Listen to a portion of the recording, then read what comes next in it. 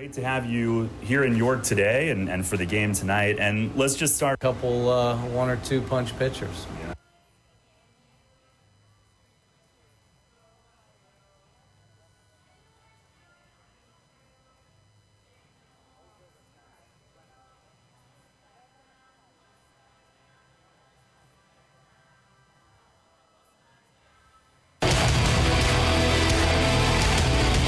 York Revolution is on Sports Radio 98.9 FM and 1350 WOYK. It is gone!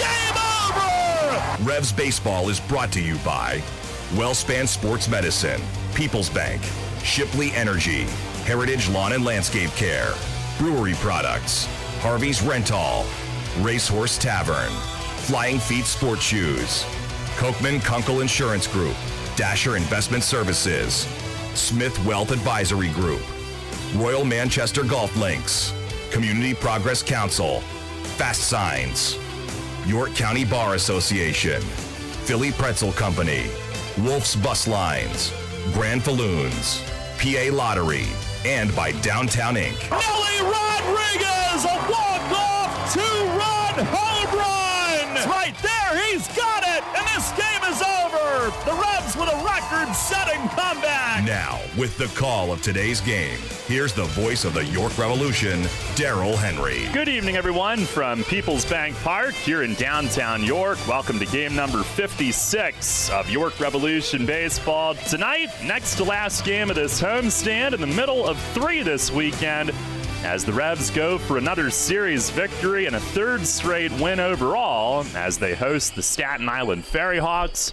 Hi again, everybody. Daryl Henry alongside Jake Ness. Welcome to Revs Baseball on a sunny, hot summer night here in York. Perfect evening for baseball here in late June. And Jake, last night was a thriller for the Revs. Ton of action, and after Staten Island tied it with 2 outs and 2 strikes in the 9th, Elmer Reyes was the walk-off hero. Yeah, and it was a close call at home plate. Troy Stokes Jr. had taken off on the play, but you know, you got to give Staten Island a lot of credit on the relay throw, but one thing I will say, and you and I know this as well as anybody, umpires are never wrong. No. So, like, what would you... Obviously, a very correct call at the plate last night, and regardless of the fact, the Revs will take that win. Now just 5 games under the 500 mark, and if you had said that the first couple weeks of the season, I don't know if anyone would have believed you, and that really puts into perspective how well they're playing, and hopefully they can segue that into success moving forward here the rest of this half and maybe even run off a second half contending run. Yeah, we've seen it before. I mean, they were 10 games under before we almost even got started. And now they're within 5 games of 500. Some of the highlights from last night, Revs using the long ball early to build a small lead through the middle innings. Carroll ready and delivers, and a breaking ball driven deep to left field. It is gone over the right corner of the arch nemesis, and Nelly Rodriguez clobbers home run number 9 of the season. And just like that, the Revs have answered here in the bottom of the first. It is 2-2. Here's Lean, first pitch from Carroll is hit high and deep in left field. No doubt about this one. Out of here. Towering home run onto Arch Street. First pitch. And Connor Lean launches it out of here. His 7th of the year, his 6th with the Revs. And York is on top. 3-2 here in the bottom of the 3rd inning.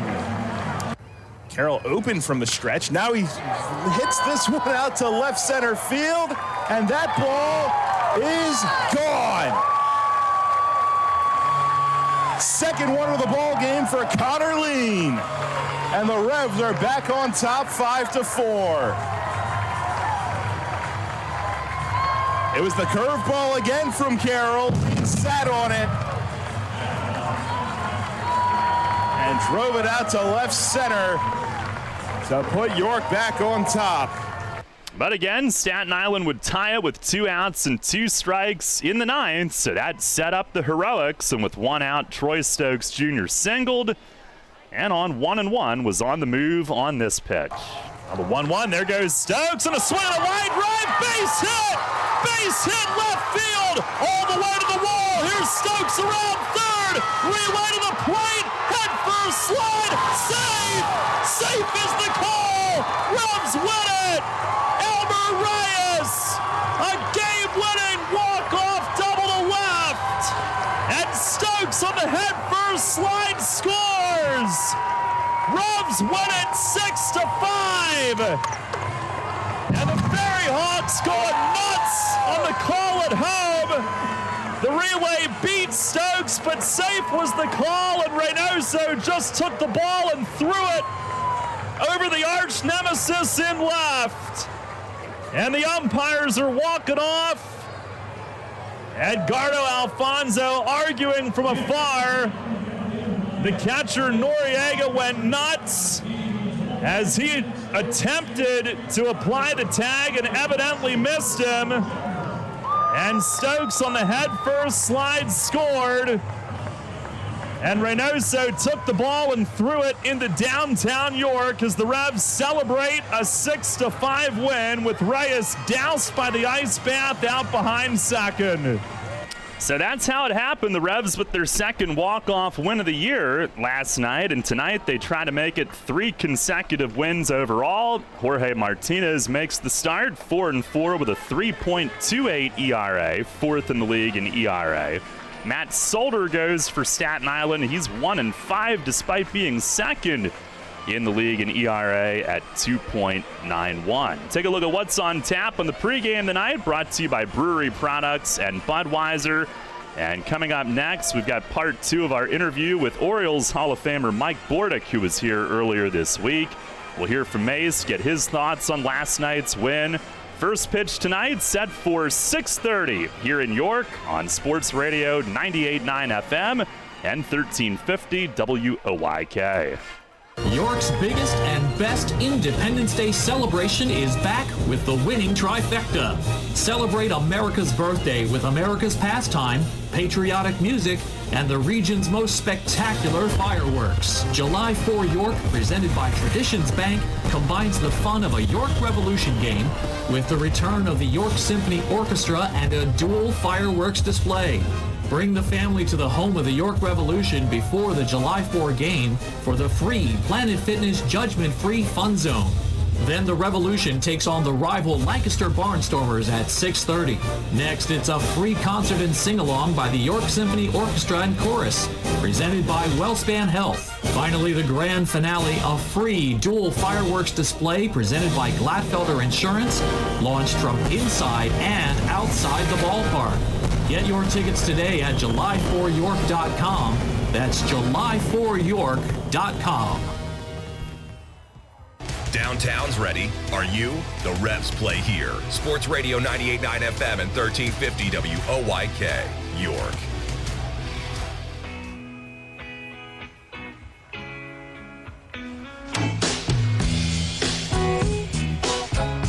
Back on the pregame tonight, Revs and the Ferryhawks coming up. And again, earlier this week, Orioles Hall of Famer Mike Bordick was in town and joined us. And part 1 aired last night. Here's part 2 of our conversation from Wednesday night. Mike Bordick with us. He is here at People's Bank Park this week. When you look at left field, what do you think of? I think of the Green Monster, man, up at Fenway Park. Now, I heard that is actually taller than the Green Monster at Fenway. Yeah. But it's pretty cool. That was the first thing that caught my eye. Listen, I didn't go to a lot of Red Sox games when I was a kid, but I remember being outside that stadium and thinking there's no way there's a baseball field around me. I felt like, there's a building right there.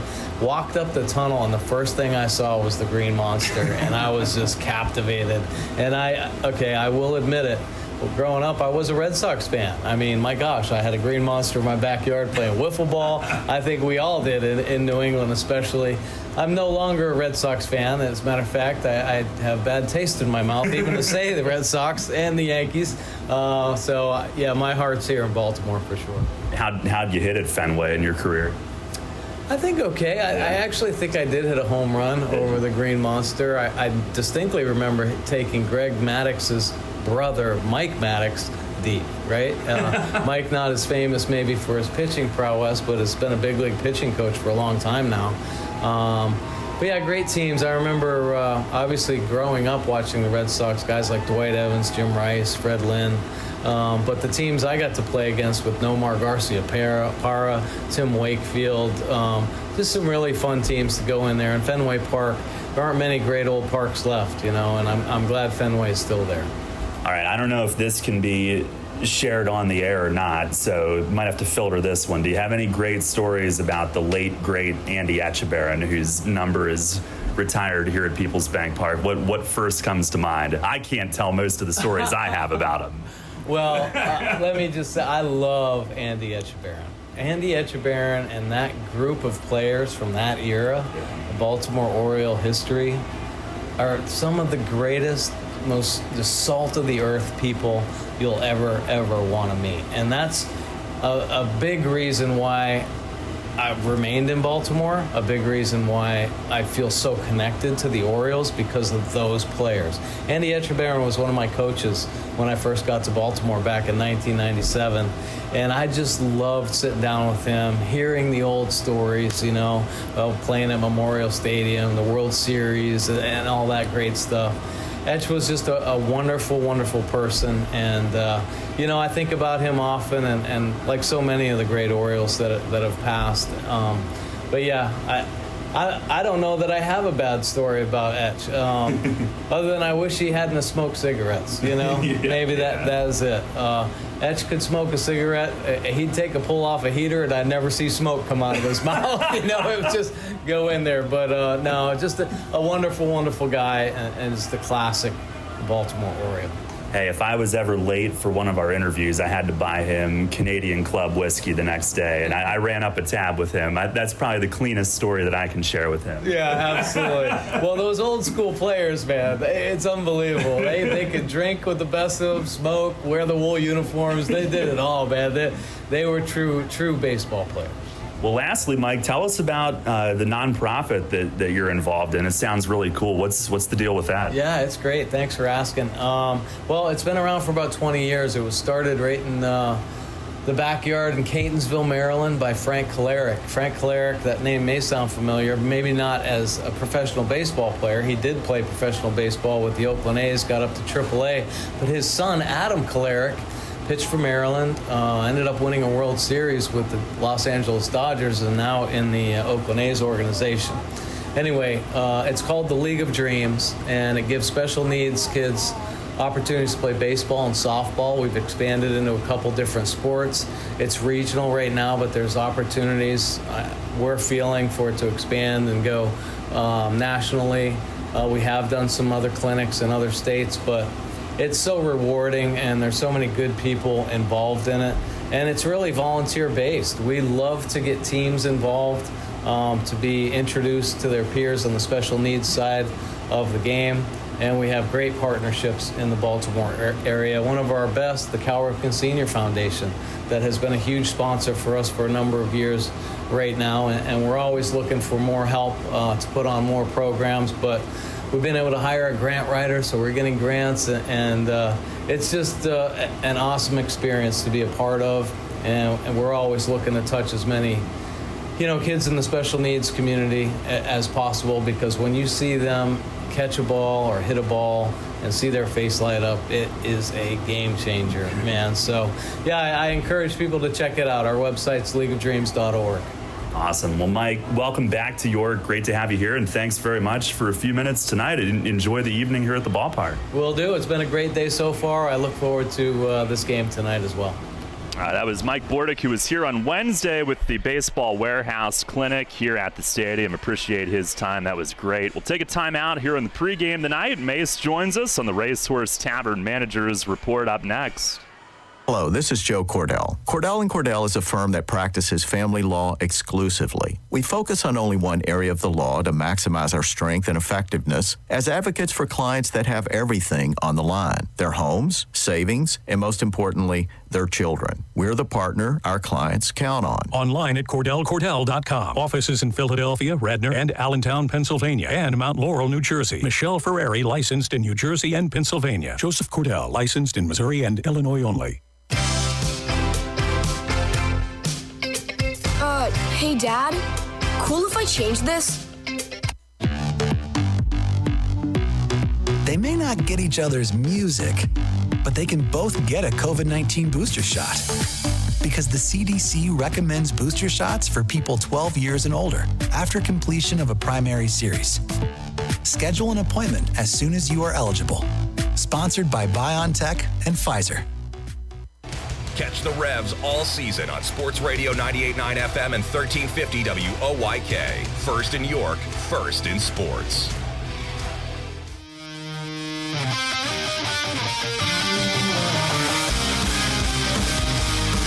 Fans, it's time to go inside the clubhouse for the latest on your York Revolution and tonight's matchup. It's time for the Racehorse Tavern Managers Report. Now here's the manager of the Revs, Mark Mason. All right, Mace, exciting walk-off win last night. And first of all, I assume he was clearly, obviously safe, right? I mean, from here he was safe, and the home plate umpire was right on top of it. So I think as soon as Troy touched home plate, he called it. So, I mean, it's close, but, I mean, I think he was in there. Well, obviously the throw beat him, but Troy, the head first slide, and he's going hard all the way. In fact, running on the pitch to score from first. So break down, his approach, his slide, what he had to do when the ball beat him to have a chance to score that winning run. I mean, we were stealing on the play, and I mean, and then Elmer hits it down the line. So it wasn't like a hit and run, but, it worked out that way. And because Troy had a whole head of steam, I just think he knew, the on-deck hitters are telling him down, down, down. So fastest way to get down is head first. So that's what he did, and he was able to get in there before the tag. And Elmer, obviously, the big hit. He's one of the big heroes last night, and he really has become a fan favorite here in this first half in York, has he not? You've been able to see that? Oh, definitely. And not only a fan favorite, but a favorite with his teammates, too. So, he's made some really good plays in the field, clutch hitting, hitting over 300 for the season so far. And, he's done a really, really good job in that two-hole in the batting order. Connor Lean last night had a couple of home runs. Nelly had one early, but that is part of Connor's game, right? He's got a little bit of everything, including power. Yeah, I mean, last night he showed the power. I don't know how many home runs he has against this club, maybe 4 now, something like that, against Staten Island. So whatever they're throwing him, he likes it for the most part. So, and he's not really missing it. So, and he's playing a great center field for us, too. I don't want that to get lost. His defense has been outstanding, and he's all over the place out there. And, talking to Melky and some of the outfielders, he talks all the time. I'm moving over this way. I'm sliding this way. And Melky's like, you have to definitely call him off because he's coming to catch every ball. So you definitely have to have communication out there. But, that's just he's appreciative, I think, for the opportunity to be an everyday player or his third club with this league this year. And, he's making the best of an opportunity. So, good for him, and hats off to him. What do you think of Rivera's 5 innings last night? Overall, I thought it was pretty good. I think he kind of maybe got himself in a little bit of a hole in the first inning, trying to pitch a little bit too much backwards, I thought. But then you could see that little bit of edge kick in there in like the 3rd or 4th inning, where it was just like all 93 to 97 mile an hour fastballs, where he was just fired up and just letting it rip. So, and then the other thing you got to take a look at, he did start the night before, so he went through the whole pregame that night. Then last night, pregame again, come out there, it's hot, back-to-back days. So, 90 pitches, I think, somewhere in there for 5 innings. That's what I was hoping for, just 5 innings, and and we would get him out of there. But even when I took him out, he's like, Mace, I'm still good. I'm like, no, that's enough. I mean, I have I have some new arms in the bullpen that I want to see also. And, he did his job for me as far as I was concerned last night. Well, you saw Brett DeGuss, and that was pretty good, wasn't it?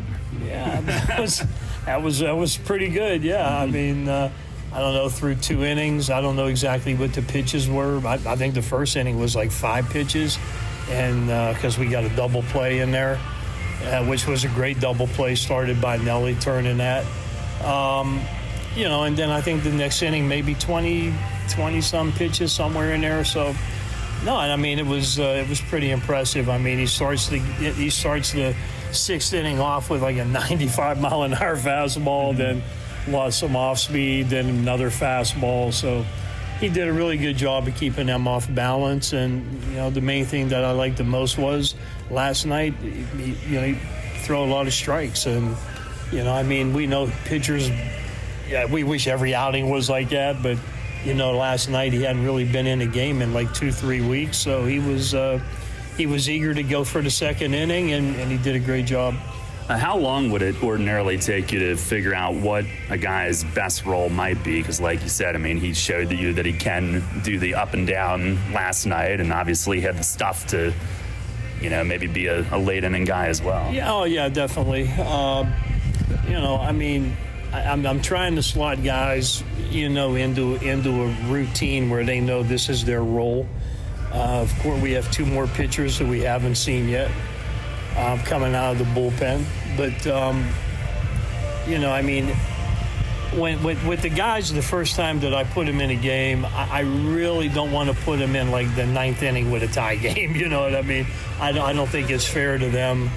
Especially some of these guys haven't pitched in a game in a week or a couple weeks. So I'm trying to get that first appearance for them at the right time. And I know Brett, was in the big leagues last year, maybe 50, 60 innings in the big leagues last year. But, I mean, still you haven't pitched and you want to give guys a chance where it's not like everything's on the line when they're out there for the first time. So I want to have a little comfort for them when they go out there. He did a good job, and I'll try to do the same thing with Tucker and Ventura, as we get through these next couple games.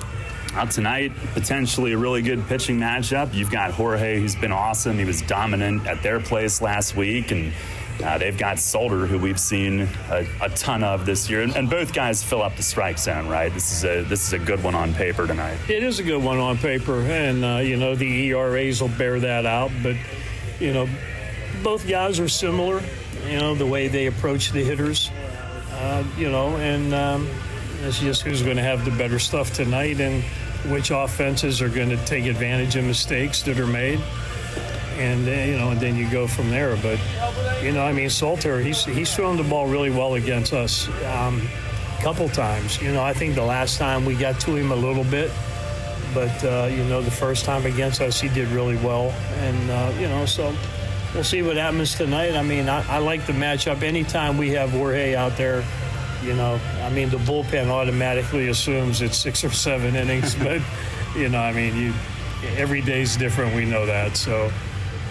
But we know he's going to compete, and they've seen him now. So we'll see what adjustments they make. They have a couple new guys in the batting order, so it'll be interesting to see how this plays out tonight.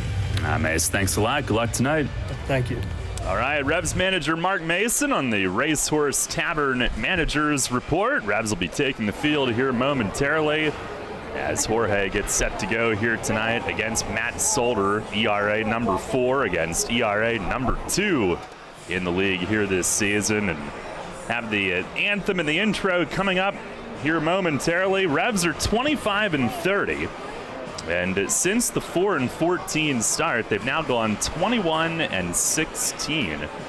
And also, since the trip to Lexington, 8-4 in the last 12, and during that streak they've won 3 series and split 1, and tonight trying to make it a 4th series win plus the rain shortened split during that recent stretch. Staten Island last night, they have played better of late, but last night their 2nd straight loss. They're 17-39, 25 games back. Southern Maryland, of course, has already clinched the North Division first half. And for the Ferryhawks, they've played to a 14-16 home record, but just 3-23 on the road. Let's listen in as the Revs take the field tonight.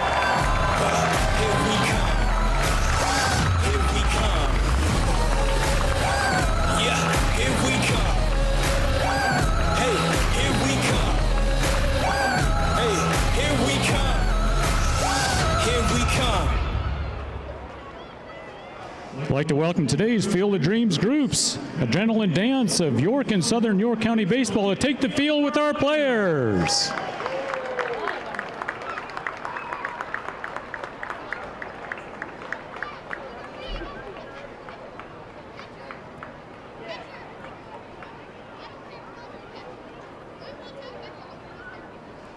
Fans, at this time, please rise if you're able, remove all headwear, and welcome Tommy Soul for the performance of our national anthem presented by AmeriChoice Federal Credit Union.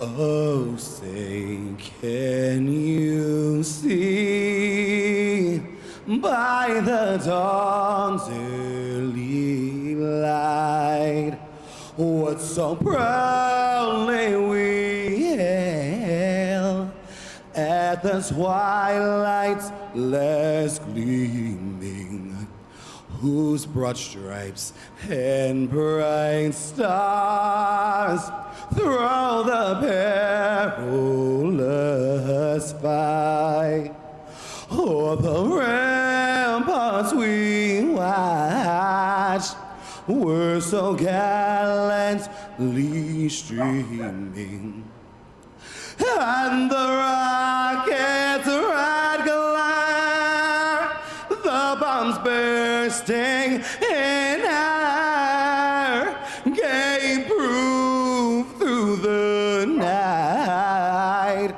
that our flag was still there. And oh, say, does that star-spangled banner yet wave o'er the land of the free and the home of the brave?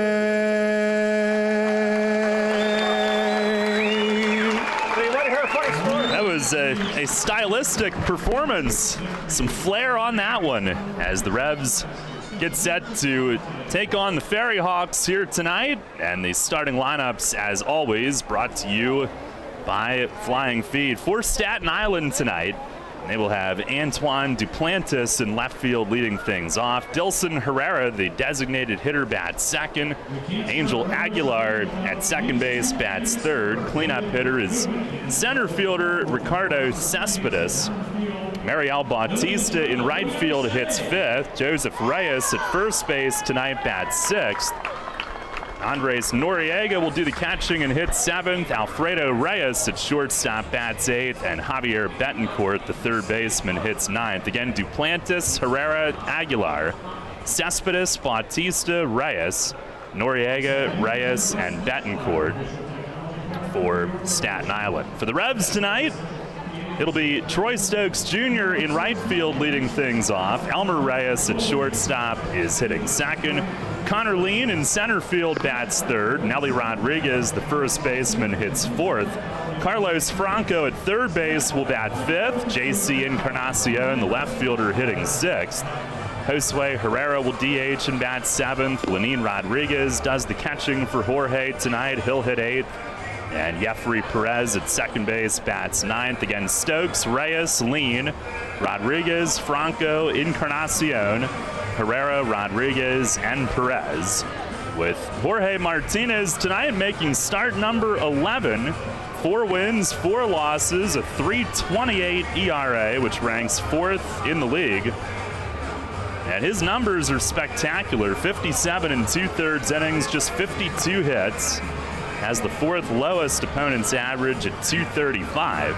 And in 10 starts, just 11 walks, 69 strikeouts in 57 2/3. The 69 Ks ranks 3rd in the league. And he's got the second lowest whip at just over 1 base runner per inning. And last time, Jake, he was excellent at Staten Island, and he might have been able to go longer in the game had he been able to see the ball off the bat. I guess when it got to the twilight time of the night, he was having trouble seeing, and there was some concern if there would have been a comebacker, but 6 scoreless, 3 hits. He struck out 10 and walked none. He was dominant as could be last Saturday night. Yeah, absolutely, and now it's really interesting to see how Staten Island's going to adjust to seeing him the second time in just a week. And, with Jorge, you know what you're going to get. It's going to be a lot of off-speed stuff. He's not afraid to throw it at any point in the count. A lot of sliders and hopefully a lot of swing and miss.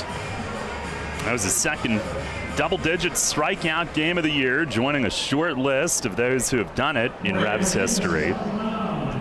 And walked none, just like back on May 20th against Lexington when he struck out 11 and walked none.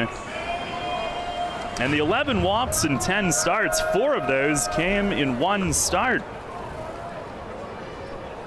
So in the other 9, just a total of 7. He's walked 2 twice, he's walked 1 3 times, and he's walked 0 4 times. In fact, the last 3 outings, 18 1/3 innings, 2 walks, 25 strikeouts the last 3 starts. Now Duplantis in from the left. Our Dasher Investment Services first pitch is a little bit high. We are underway tonight at 6:39. And Duplantis pinch hit and tied the game last night. Here's the 1-0. And he swings and grounds it near the line at first. It's fair. Nelly across into foul ground. Has to flip to Jorge, who got there just in time. Ahead of Duplantis, who can fly. And nicely done for out number 1. Nelly, he fielded that ball going way across the line into foul territory, but it bounced past the bag, inside the bag, and was fair. And then he had to hit the brakes and make a long flip to Jorge, who also had to win the race. Hey, we've seen a couple of long flips these past couple of nights. That's not quite Nick Howard's from yesterday, but a lot of credit to Nelly arranging into foul ground, but you got to give, like you said, as much credit to Jorge for getting over there, because Duplantis was going hard all the way. Right over in front of Victor Capion, who's coaching at first base here in the first inning tonight. Here is Dilson Herrera. Jorge with the pitch to him. It's high and away. Herrera DHing. He's hitting at 145 in 16 games with Staten Island.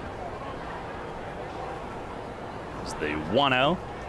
And a swing and a fly ball, right center field. Stokes has to break back. It carries deep in the alley, jumps up, and it's off the wall padding, and it bangs away from Stokes and Lean. Herrera digging for 3. Look at this throw from Lean, but it's off the mark, and Franco will back up into foul ground and play it on a hop. Circles back, maybe trying to make Herrera think that it had gotten away, but it's a triple as it hit the wall padding in right center on the fly. And the Ferryhawks have a runner at third with 1 out. Stokes made a good effort, Jake. Absolutely did. Had to range all the way. And Dilson Herrera, who had come in struggling, that's extra base hits for him in back-to-back nights. Having a little fun with Franco over there at third, too. A runner at third with 1 out. Angel Aguilar, the hitter. He's been their best hitter, hitting .300 with 9 home runs. He tied for 5th in the league in total hits with 63. Jorge will go from the stretch. First offering is a slider, and it's foul tip to the backstop. Revs are in the home white tonight, and they've got the white panel hats. Alternate hat tonight. Staten Island is in their baby blue alternate jerseys tonight, gray road pants. And everybody's got some orange accenting, whether it's the belt, the sleeves. It's their color scheme. There's the 0-1, and a slider bends away. Plate ump tonight is Nate Caldwell.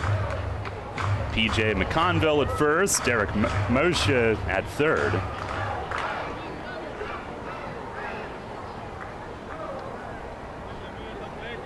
Stretch, and Jorge with the 1-1. Slider just missed outside. Shadows are right out in front of home plate. By the way, righties against Martinez coming in, hitting just 189. Both of these pitchers have struggled with lefties, have been really good against right. Pitch is fouled back just to the right of the netting and back toward the concourse, 2-2.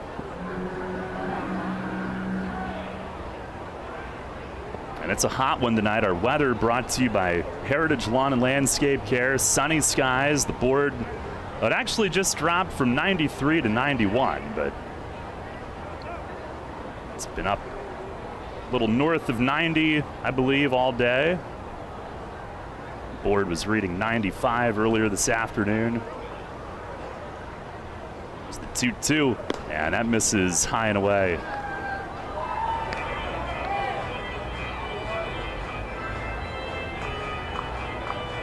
No score, just getting started tonight. Last Saturday was Martinez's first start against Staten Island. Now sees him again. Here's the payoff. And a swing and a miss. He struck him out. Slider broke from one side of the plate to the other. Aguilar, a 300 hitter, but just 192 with men in scoring position. He's down swinging for out number 2.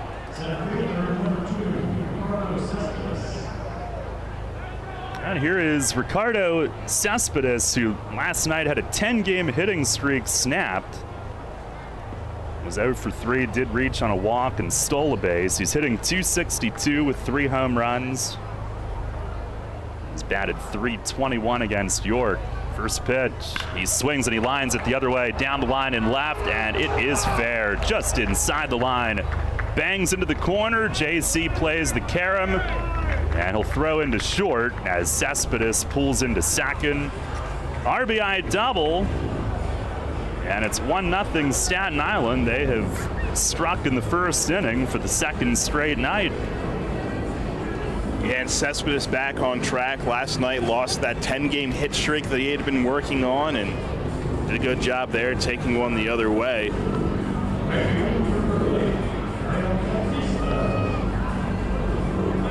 Ferryhawks last in the league in hitting, runs scored, all of that by a wide margin. But last night, 2 runs in the first on 3 extra base hits. Tonight, 1 run so far on 2 extra base hits.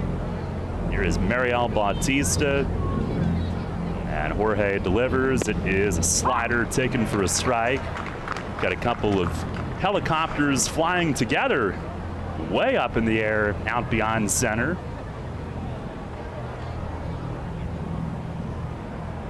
Bautista hitting .228. Jorge checks back, delivers, and a slider bends away. It reminds me of a James Bond scene. They're flying together.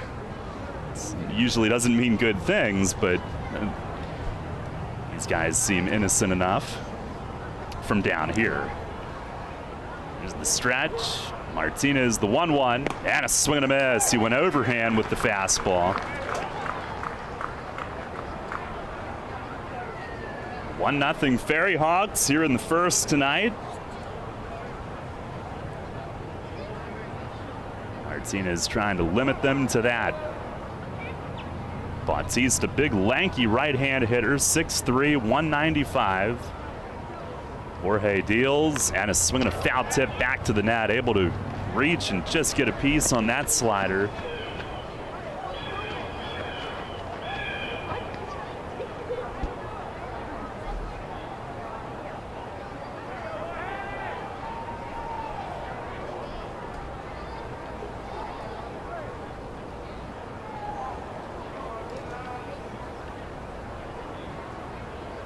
Now has his sign from Lenine.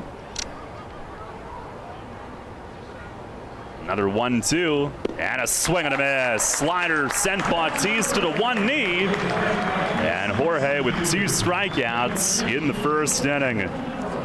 Staten Island does score first. A run on 2 hits, 1 runner left at the end of a half inning tonight. It's the Ferryhawks 1 and the Revs coming up. Money and business are essential to the strength of a community. So is cheering and celebration and music and fun. That's why York Revolution games, concerts, youth sports, special events, and more happen at a place called People's Bank Park. People's Bank has been serving the community for more than 155 years, always cheering, always celebrating, always committed to the things that make our communities great, and to you having a great time at People's Bank Park. People's Bank, member FDIC, equal housing lender. April showers means May flowers. As spring blooms and lawns are growing, so are we at Heritage Lawn and Landscape Care. Our team at Heritage Lawn and Landscape Care is growing, and we're seeking qualified candidates to grow with us. Join our world-class team-based environment and get your foot on the lawn of a new career with the leading provider of lawn care, tree care, and landscaping services in York, Adams, and Cumberland counties. Be part of our team. Find out more at heritagelawnandlandscape.com. Hey, Fred, did you see that Shipley Energy was hiring CDL drivers? Really? My buddy works there. He's been driving for them for over 20 years. Must be a nice place to work. Yeah, I saw online that they're hiring transport drivers and propane and heating oil delivery drivers. Do you need to have a hazmat? Nah, they'll help us get one. They also give 4 weeks vacation, benefits like healthcare, and we'll get to be home every night. I'm going to check it out tonight. Yeah, man. Go to shipleyenergy.com/drive and apply. It took me less than 5 minutes. I'm pulling it up on my phone right now. This is Hall of Fame third baseman Brooks Robinson. Catch York Revolution baseball right here on Sports Radio 98.9 FM and 1350 WOYK. First in York, first in sports.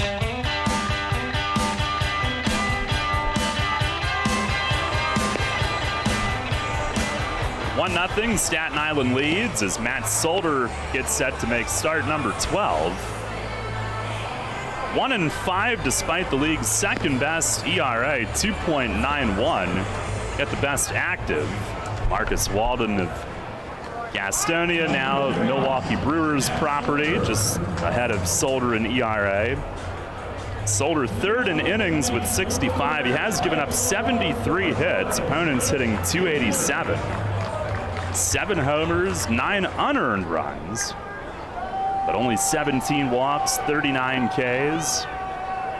Righties hitting 258, lefties 330 with all 7 home runs. Here's Troy Stokes Jr. to lead off, and the first one is down and away. Solder against York in 3 starts, 0-1, but a 1.74 ERA. 1-0. And a swing of a shot in the air toward the wall and left, and it lands down the line and will skip to the wall. And Stokes on his way to second and cruises in with a leadoff double. Troy Stokes Jr., whose base running ended the game last night and sent the Revs to the clubhouse winners, leads things off with a second pitch double here tonight. Yeah, that was in on the hands that time. Maybe didn't necessarily get the barrel on it, but with his speed and the placement, able to get a stand-up double to start things off. And Elmer Reyes up next. Reyes 8th in the league in hitting, 315. He had the walk-off winner last night, and Solder steps off. Aguilar, the second baseman, told him to. Not sure what they're looking at. I think he's trying to talk to P.J. McConville about not blocking his view. You'll usually see that kind of communication between the second baseman and the umpire when they're on that side. Be a reasonable request. First pitch here is pulled on the ground to short. Stokes has to get back. Alfredo Reyes gloves it, fires to first, and there's one away. And you talked about Solter's ERA compared to his record. He was really not getting run support all season long. First 10 starts, just 17 runs total, and last time out against York, they were able to put up 9 runs, and that is by far the most with him on the mound this season. The Revs were in position to win that game Sunday, and then a collapse in the 8th, lost 9-6. Here's Connor Lean, who's hitting an even 300. And there goes Stokes for third. It's a breaking ball, strike called, and the throw to third is late. As Stokes picked a good one and slides in at third with steal number 18. It's our Harvey's Rental steal of the game. Visit Harvey's for all your steel product needs here in York. And the Ferryhawks, with an early 1-0 lead, are going to bring the infield in. So not every day you see that in the first inning. Here's the pitch. And a swing and a drive deep the other way, down the line in right field, and just foul. It banged the wall. Maybe would not have had home run distance. It hit the wall, but was fouled by maybe a foot as Lean just missed, tying this game up. His 2 home run game last night, the 7th of his career. And the Revs 7th this season. Franco's got 4 of them, but Lean now joins Stokes and Nelly as others with 2 homer games for the Revs this year. Infield in, it's 0-2 now. The pitch in the dirt, and Noriega wears it off the chest protector.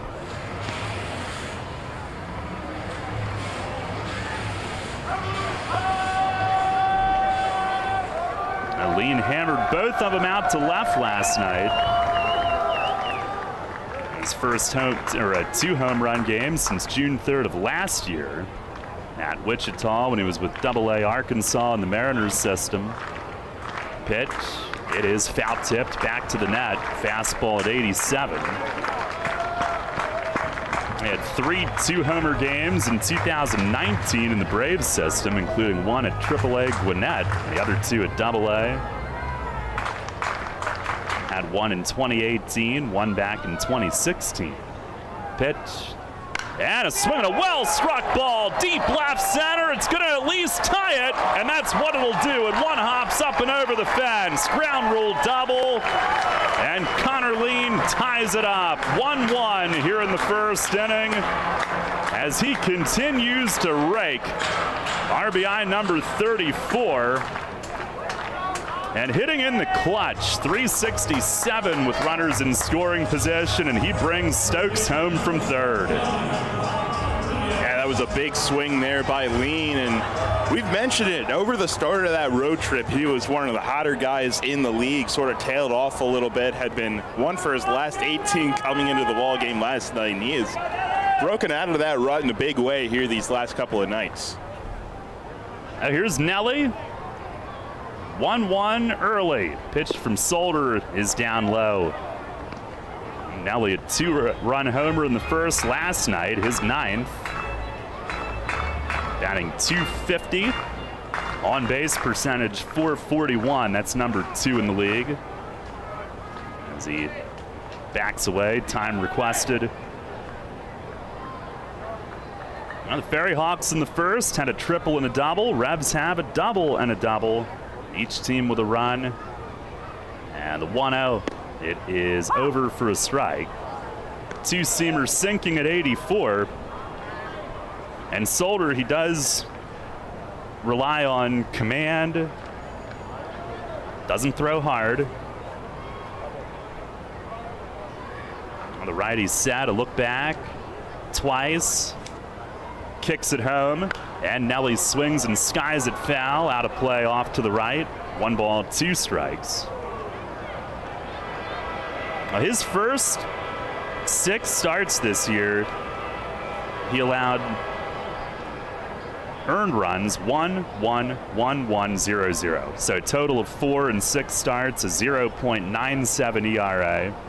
But in those 6, wait till you hear what Staten Island scored. Here's the stretch. 1-2, and it is off the plate away. They scored 1, 0, 1, 2, 0, and 0, including a couple of 1-0 losses. So he gave up 4 earned in the first 6 starts, and they scored a total of 4 for him. Here's the stretch, a couple of looks, the 2-2. And it's outside. Good take from Nelly on a slider. Works it full. Yeah, and even despite the 9 runs last time out, still averaging just over 2.3 runs a game in support of him. And he's been decent the last 5 starts. Not great like he was the first 6. It's given them a chance. He deals and paints the outside, and Nelly is punched out. No argument from him. 88 on the outside corner. That's out number 2. And Carlos Franco, who last Sunday in New York cracked a 2-run blast against him in the first inning. We'll dig in here.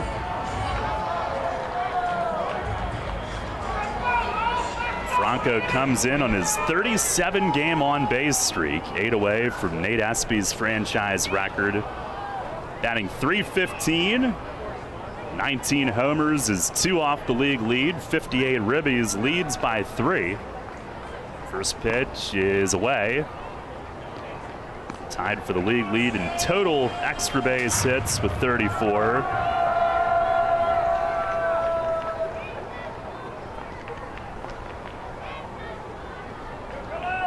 Infield plays into Poole.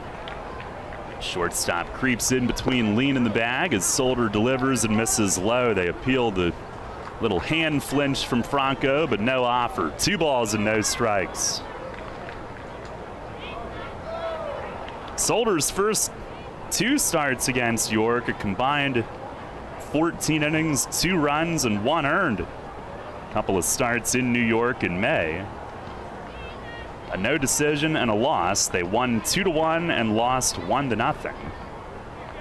2-0. Oh, that slipped. Missed way high. Curveball. And then last Sunday, 6 2/3, 6 runs, but only 3 were earned. The Revs did have much better success against him. Franco, a 2-run homer. Nelly drove in 3, a sac fly and a 2-run double. Reyes had a couple hits. Pitch to Franco, taking, and it's a strike over the outer half. Tied at 1 here in the first inning tonight.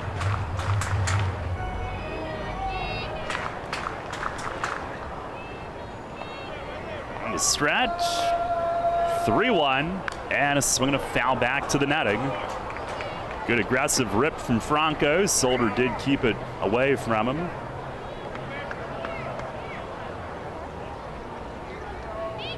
Solder, 6'3" righty, 28-year-old from New Bern, North Carolina. Went to Furman University. Here's the stretch. 3-2, and a swing and a foul tip back into the netting. Franco hangs in there.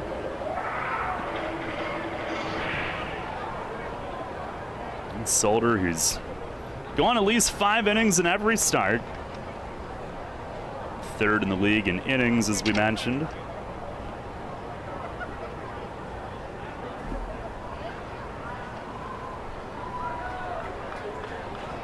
Now the shortstop cuts, and the spin move, pickoff play. Lean dives back. Tried to time it with Alfredo Reyes. Solder would have had to spin just a little bit earlier, I think. Until the 9 that they scored last time, they were giving him just 1.7 runs of support. He's ready. Another 3-2, and it's high. And Franco, the on-base streak goes to 38. It's his 42nd walk of the year, second behind only Nelly. And he is within 7 of Nate Espy's record, which is one that has stood since the first season, so it'd be fair to wonder, is that one of those that'll never be broken? But he's within 7. Now here is JC. He's been swinging a hot bat. First pitch is high. Average at 322, 4 home runs, 18 driven in. Against Staten Island, he's hit .387 with 2 of those 4 homers. 1-0. Swing and a miss. Slider away from him. They've forced Solder to throw 23 pitches so far this inning. We've seen him have a lot of quick innings this year. Not tonight so far. Couple of checks. Here's the 1-1. And a swing and a foul tip into the mitt. Another cutter or slider away. 1-2.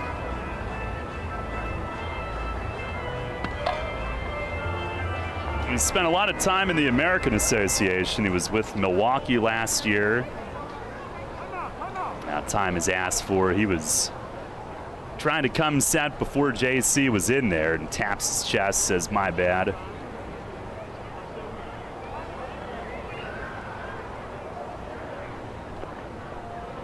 Now comes set. 1-2 pitch. It is swung on, grounded up the middle, and it's through into center. A base hit. Lean around third. He'll score. Revs lead it 2-1. And JC Encarnacion down in the count, 1-2. He pounds one on the ground up the middle. Right past the pitcher, and Aguilar at second went to a sliding backhand try. Got the tip of his glove on it, but could not keep it in the infield.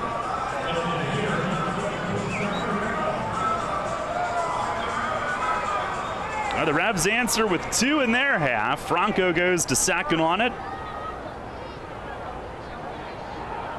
And here is Josue Herrera, who's DHing the night. Revs with their 3rd hit here in the opening frame. And the first pitch to Herrera is up.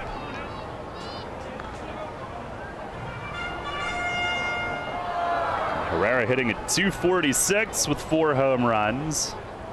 Look at Pop down there carrying the Gatorade jug on his shoulder. It's like a man's man. Pitch to Herrera is fouled back against the netting. 1-1. Seen some incredible hustle from him in recent days. When running up there the other night like there was a fire. We found out that was to get a rake, right, by the way. Right, which is better than a fire. Prefer that. I was just wondering why it was happening. Oh, this one driven deep in left center. It is in the gap, and a one hops the wall. Franco around to score. Here comes JC behind him. He's going to score. And Josue Herrera stands at second with a 2-run double to left center. And the Revs have put up 4 here in the first inning tonight and go on top 4-1. He drilled that one to the opposite field gap, short hopping the fence in deep left center. And 3 of the 4 have scored with 2 outs.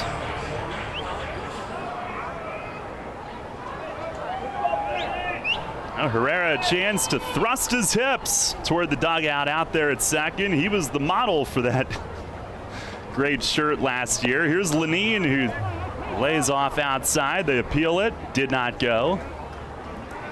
The 8th hitter of the inning. The Revs with a big first tonight to grab early control for Jorge. On the 1-0 to large, it is over for a strike. 2-seamer at 87. Rodriguez hitting 225, 3 homers, 11 batted in.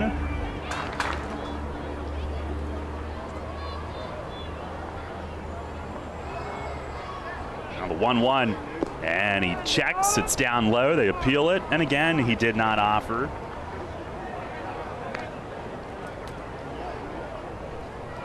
Revs 4 runs, 4 hits, 3 of them doubles here in the first inning.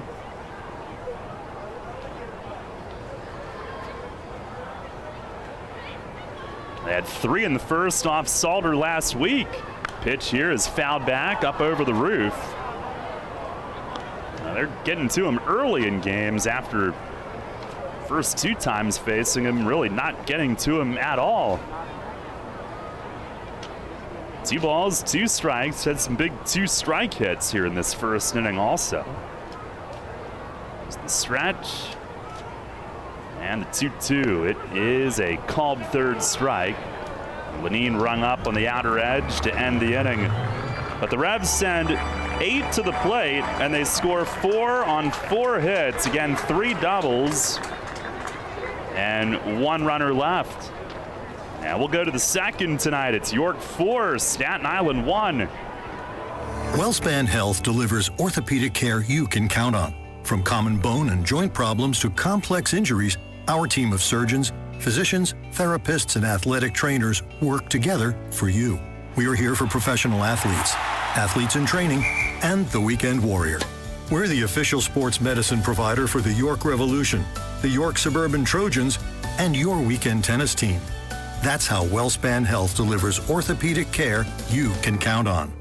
What do you dream about when you think of warm weather, beach sand, and a ball? If you're thinking about soccer tournaments on the beach, Flying Feet Sports Shoes is there with you. If the ball in your dream is a volleyball, Flying Feet has you covered as well. Flying Feet. Playing in the sand is great fun, but the sand can be hot and abrasive. Don't let it spoil your game. Stop by Flying Feet for a pair of sand socks. Sand socks are lightweight, breathable foot coverings. They keep the sand out and protect your feet from the heat and abrasion. Great for all beach activities, they are available in youth through adult sizes in an array of flashy colors. Before heading to the sandbox of your dreams, visit Flying Feet Sports Shoes. Flying Feet. 1511 Mount Rose Avenue and grab a pair of sand socks. We will keep you at the top of your game, no matter what your game. With signs and graphics, you can say anything, do anything, be anything. So make your statement with Fast Signs. Stop in today or visit fastsigns.com. Cannonball Charlie's ready. Are you?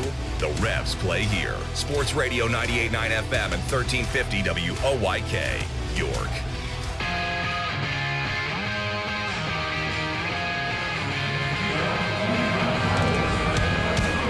Well, the Revs a 4-1 lead at the end of an inning. It's their biggest first inning since May 17th against Lancaster, when they answered a Barnstormers 3-run first by scoring 4 in their half.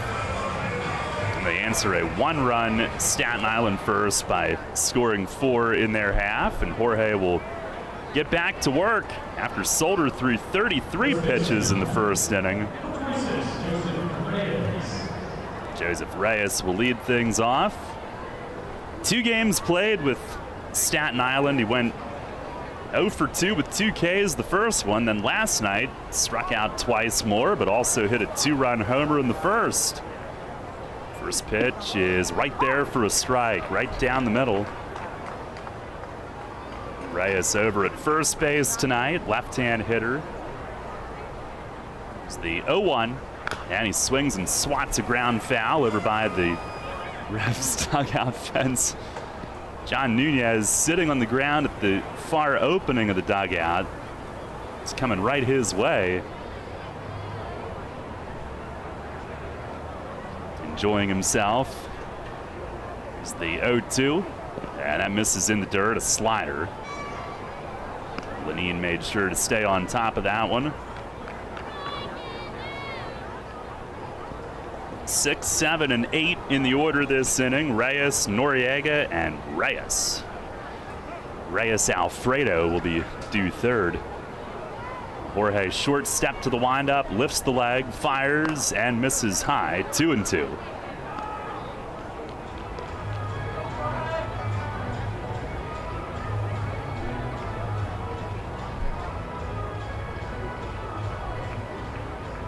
Revs were swept at Staten Island in the first visit this year. Won 2 out of 3 each of the other 2 times. Pitch is a backdoor slider. He is rung up right on the outside corner. And Martinez with strikeout number 3 early tonight. 1 away. Revs are now 5-5 against the Ferryhawks through the first 10 meetings all time. Here is Andres Noriega catching again tonight. Martinez with the first pitch.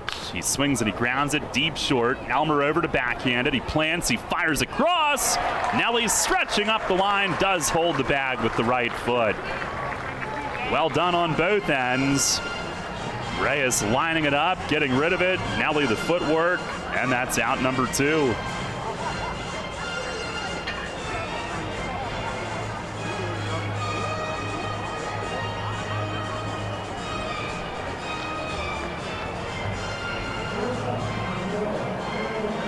Here comes Alfredo Reyes. Has a very Ferryhawks bat. Bright orange. First pitch from Jorge is across for a strike. I will say, I saw that in BP today. The other thing I saw in BP, the Ferryhawks do a very old school style of batting practice. After you finish your round, you run the bases. Ooh. Here's a slider that misses outside, 1-1. If you ran every step of the stadium like me, you wouldn't have to do that. But that's just me. There's the 1-1. And a slider that bends across for a strike. Just you, but not the marketing interns. No, one of them got his nose rubbed in it. Found another task for him. Pitch to Reyes is nubbed back to the mound. Jorge coming in, gloves it. He'll jog toward first and shot put it over there to Nelly to end the inning. A quick second for Martinez, who sets him down in order. Now we've played an inning and a half here tonight at Peoples Bank Park. It's the Revs 4 and the Ferryhawks 1. I felt like my well-being was tied to the morning stock numbers. I wanted to invest, but grew tired of the stress of potential losing it all. A friend of mine suggested I talk to Tom Dasher about a fixed index annuity that could be a stable option while still seeing potential growth. Tom has been helping folks here in York County for over 30 years. Give him a call at 717-487-2096 to see if he can assist you. Tee off this season on the best layout in Pennsylvania and experience Royal Manchester Golf Links, bringing you to the coast of the British Isles while never leaving your backyard. Our unique Pure Links layout in the rolling hills of York County gives golfers an experience like none other, featuring 18 pristine holes with picturesque views of the countryside and consistently ranked one of the top public courses in the state. Also offering outings and event bookings. Book your tee time today at 717-268-0490 or nab our online specials at RoyalManchesterGolfLinks.com. Hey man, I know how you feel. That guy down the street, the one with the fancy lawn, those weekend get-togethers, the big family barbecues, and the barefoot kids and wife outside working on her tan. Hey, it's no secret. It's greener on that side of the fence. It's Heritage Lawn and Landscape Care. Greener grass on your side of the fence is just a quick phone call away. For world-class care right in your backyard, call Heritage Lawn and Landscape Care, 717-292-9994. Get the latest on the Orioles with the Baltimore Baseball Show, hosted by Dan Connolly. Mondays at 6 on Sports Radio 98.9 FM and 1350 WOYK.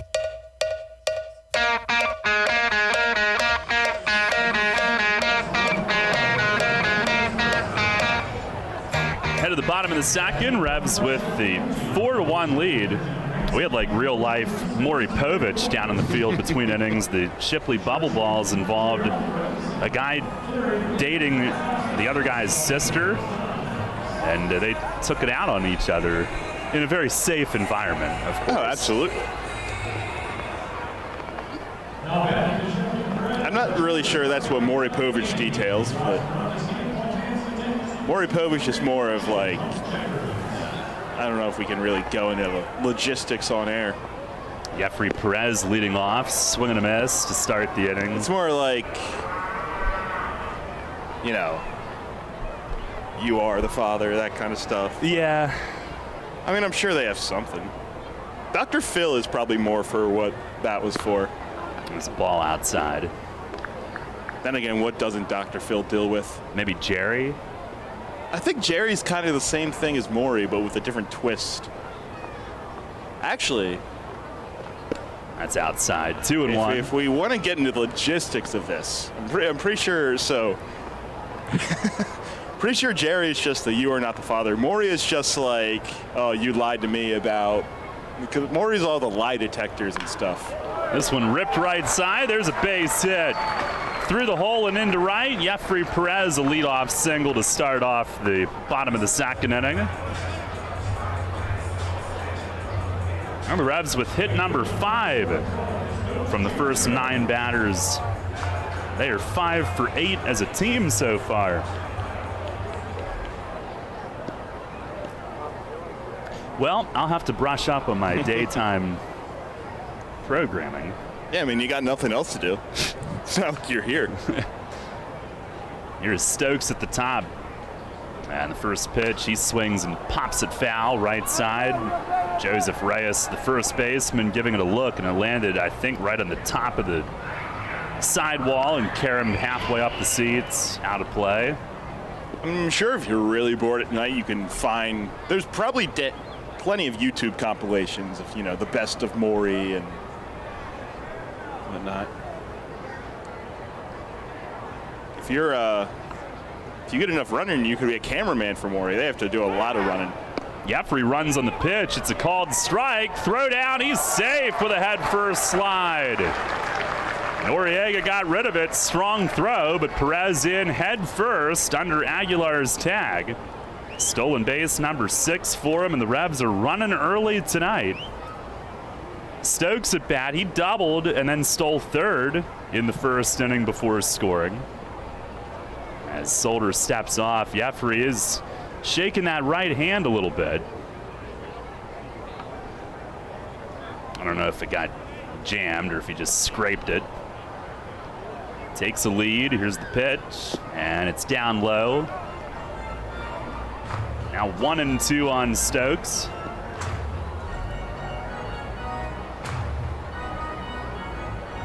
Revs had fallen into actually a time for last in the league in steals, but a couple here early tonight already. 1-2, and a curveball in. Stokes tried to lean into it, and it barely missed him. 2-2. 4-1 the lead.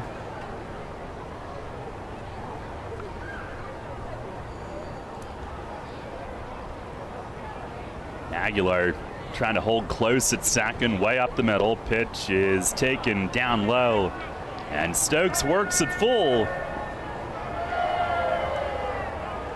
Solder with no outs here in the second inning, already up to 42 pitches. On a hot night, he's got his sign. 3-2 to Troy. It is swung on line to center. It's going to fall, slicing into right center. Great read from Jeffrey. He's around third, and he's going to score. 5-1, the Revs lead it. And Troy Stokes Jr. 2 for 2. He drives in his 32nd. Spraying it over Aguilar at second and into shallow right center. And Jeffrey just the slightest hesitation to make sure, and then he got his read and took off and did not slow down. Yeah, now already ties a season high in earned runs that Salter has allowed, and now his 12th start this year. The high for total runs 7. That was back on June 3rd. Here's Elmer Reyes and a pick play. Stokes was leaning, but able to turn and dive back. Close. Certainly looked like he wanted to try to run again. No outs here in the second. Single, steal, RBI single so far. Pitch to Elmer. It's taken high. Reyes went after the first pitch in the first inning, grounded out to shortstop.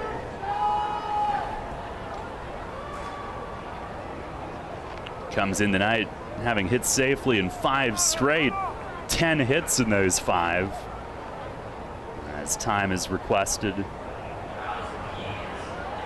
A walk-off double last night, his 17th double, second in the league. Pitch to him, he swings and he cracks it foul the other way. Hit hard, but off the roof of the pavilion and right. 1 ball, 1 strike.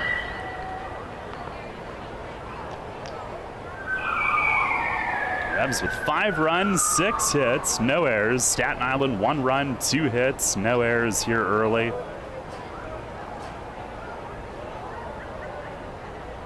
And Solder steps off.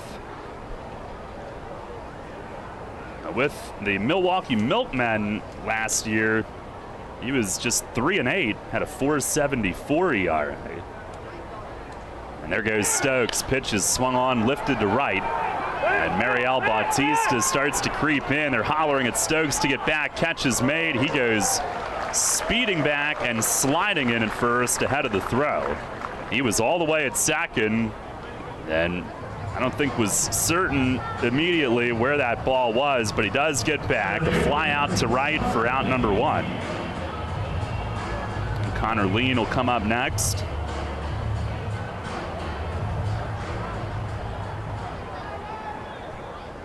Lean, a ground rule RBI double in the first inning.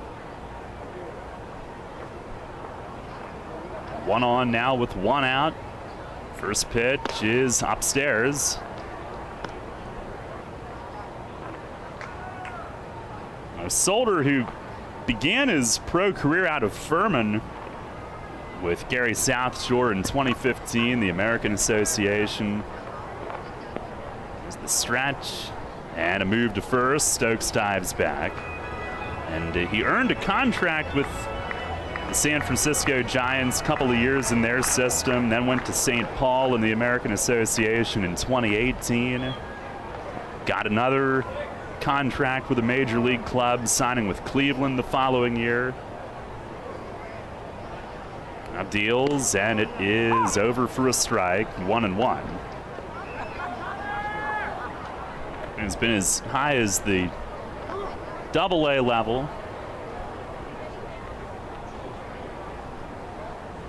Several stints in the American Association. First time now in the Atlantic. There goes Stokes. Pitch is popped up foul, coming back over the roof, I think. Well, maybe it didn't quite make the roof, but it's out of play, 1-2. Seems like a good one to be brought to you by Window World. If there's windows on the roof, yeah. Yeah. Yeah. We'll do it. Yeah.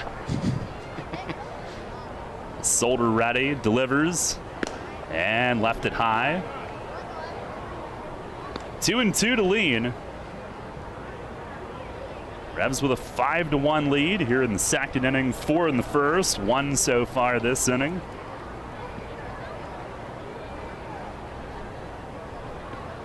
On the stretch.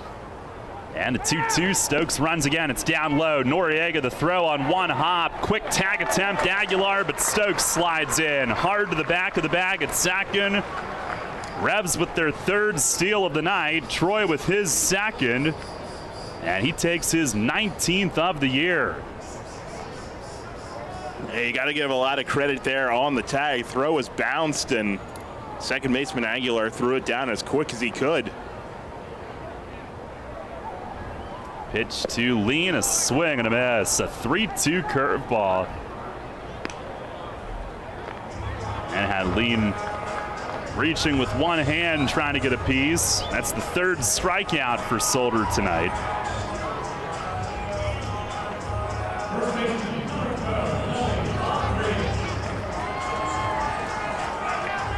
Well, that's a respect to how well Lean has been swinging it. And if you miss with that, you've got 2 on with this guy digging in, Nelly.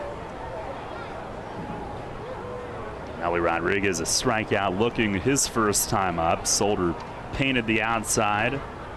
But the Revs have gotten to him for 6 hits here in the first 2 innings. First pitch this time, a swing and a miss. Took a little off. Cutter.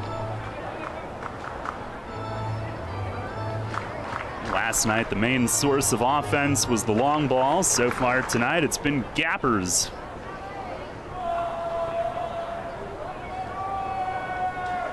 Stretch from Solder. Aguilar close at second, backs off. Pitch is across for a strike. Another cutter, and he jumps ahead 0-2.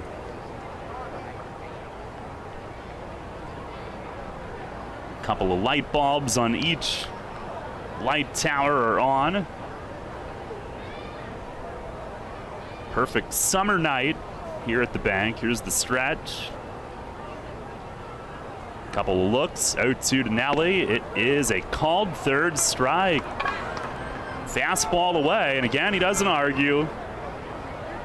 But Solder's made arguably his best pitches all night in 2 at-bats against Nelly. Strikes him out looking for the second time. Revs do score a run on 2 hits. 1 runner left. We'll go to the third. It's 5-1 York.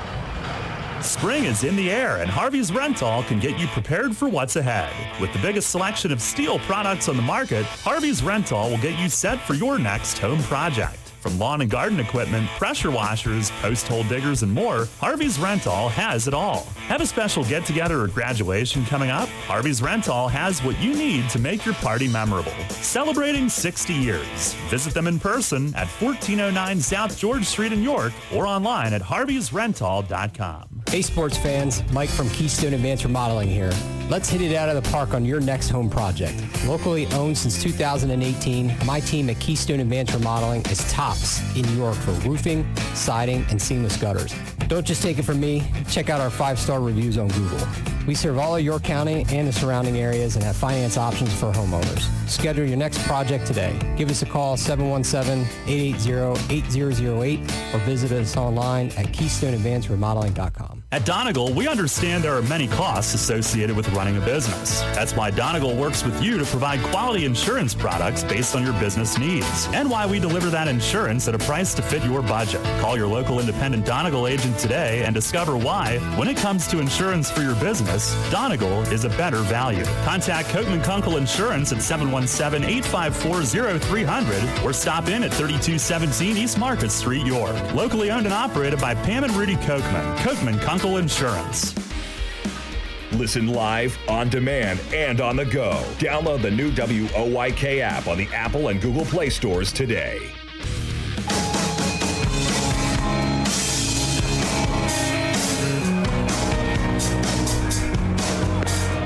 Head of the third inning, Revs with the 5-1 lead.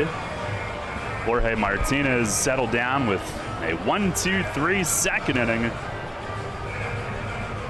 And his offense is yet to settle down, scoring 4 in the first, 1 in the second after Staten Island had struck for 1 early. 9-1-2 coming up, beginning with Revs killer Javier Betancourt. He last night was held to an 0 for his first 3, but doubled in the 9th and ended up scoring the tying run. He's hitting .565 against York, 13 for 23. First pitch from Martinez, right there for a strike. Overall, he's hitting .271 with 2 home runs for the year. Saw him in the league with Sugarland in years past. There's the 0-1, and a slider bends off the plate away.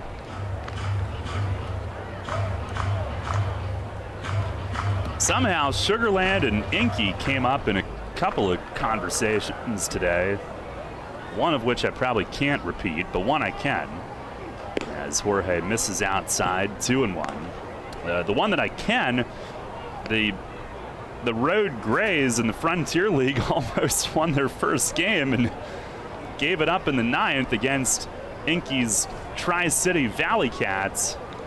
He probably would have lost his mind had they lost that game. Pitch is right there for a strike. It's 2-2. And he's got some former Skeeters there with him. Did Kumar pitch against the Grays in that series? Do you know? I don't know. I'll have to look that up. I'm sure that was a fun matchup. Pitch.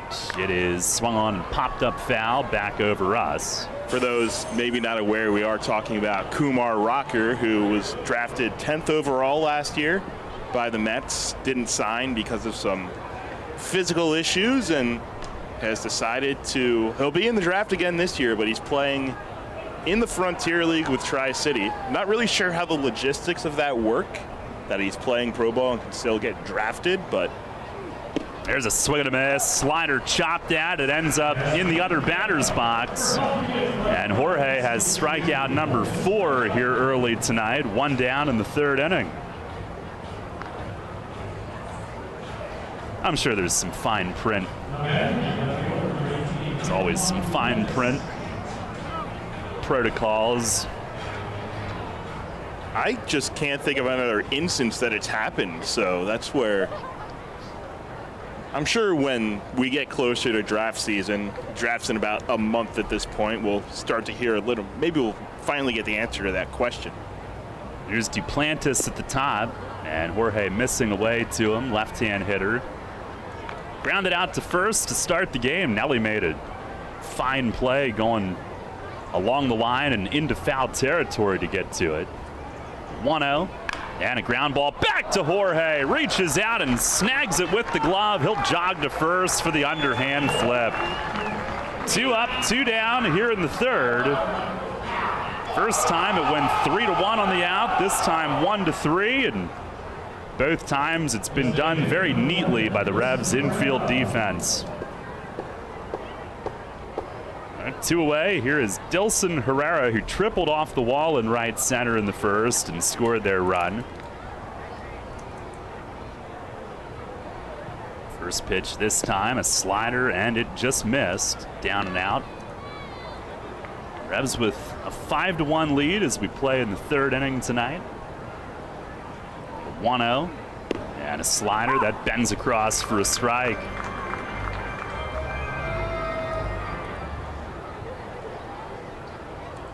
A 1-1 pitch, swing, and he pops it up. Nelly coming down past the bag at first, against the line in fair territory. He's got it right in front of the bag to end the inning. And that's 7 in a row for Jorge Martinez. Another 1-2-3 frame in the 3rd. We'll go to the bottom half of the 3rd inning. Revs on top early tonight. It's 5-1. People's Bank is happy to sponsor the home of the York Revolution, People's Bank Park. People's Bank has been serving the community for more than 155 years, committed to helping their clients achieve their dreams and live confidently. That commitment continues at People's Bank Park, with Revs games, concerts, events, youth sports, and much more. We're proud to partner with the York Revolution, and we look forward to seeing you at People's Bank Park. People's Bank, member FDIC, equal housing lender. What recreational sport is sweeping the country? It's pickleball, a blend of tennis, badminton, and ping pong. It's great fun for everyone, young and old. Where can you find the right footwear for pickleball? Flying Feet. Flying Feet sports shoes, of course. Come try Acacia, the official footwear brand for USA Pickleball. The Dink Shot and the new Signature Pro models are both designed exclusively for pickleball. It's time for you to get onto the court, but stay out of the kitchen with Acacia Pickleball shoes. You'll find them now at Flying Feet Sports Shoes, 1511 Mount Rose Avenue in York. Need an excavating contractor for your upcoming project? Get it done locally and get it done right with Barnes & Barnes Incorporated Excavating. Locally owned and in business since 2005, Barnes & Barnes Incorporated Excavating is a small excavating and landscaping business, offering demolition, excavating, landscaping, foundations, concrete, sewer and water hookups, lot clearing, welding, fabrication, and more. Located in Windsor at 30 North Blacksmith Avenue, Barnes & Barnes will get the job done right. Call Scott to schedule your project at 717-515-3495. That's 515-3495. Or email him at barnesbarnesscottinc@gmail.com. That's barnesbarnesscottinc@gmail.com. Downtown's ready. Are you? The Revs play here. Sports Radio 98.9 FM and 1350 WOYK, York.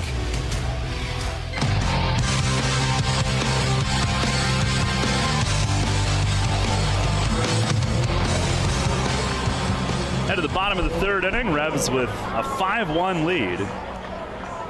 Jorge Martinez has really settled into his groove. Carlos Franco will look to keep the pressure on Matt Solder here in the 3rd inning. Leading things off, walked and scored in the first, and look out, first one is in by his shins as he dances out of the way. It'll be Franco, Encarnacion, and Herrera. Revs scored 4 in the first, another one in the second.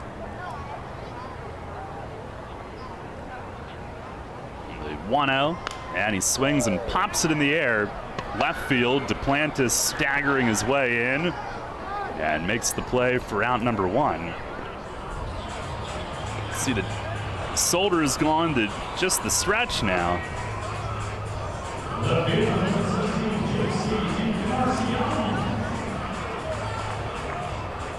With 1 away, JC will make his way up there. First inning RBI single, and he scored a run as well. First pitch, he swings and he lines it right to second, right at Aguilar. Didn't even have to move. He just sprayed it his way, and that's out number 2. Rebs are looking to tee off tonight. Done a decent job of it so far. You can too at Royal Manchester Golf Links. Play the best layout in PA on the area's only Pure Links course. Book online at royalmanchestergolflinks.com.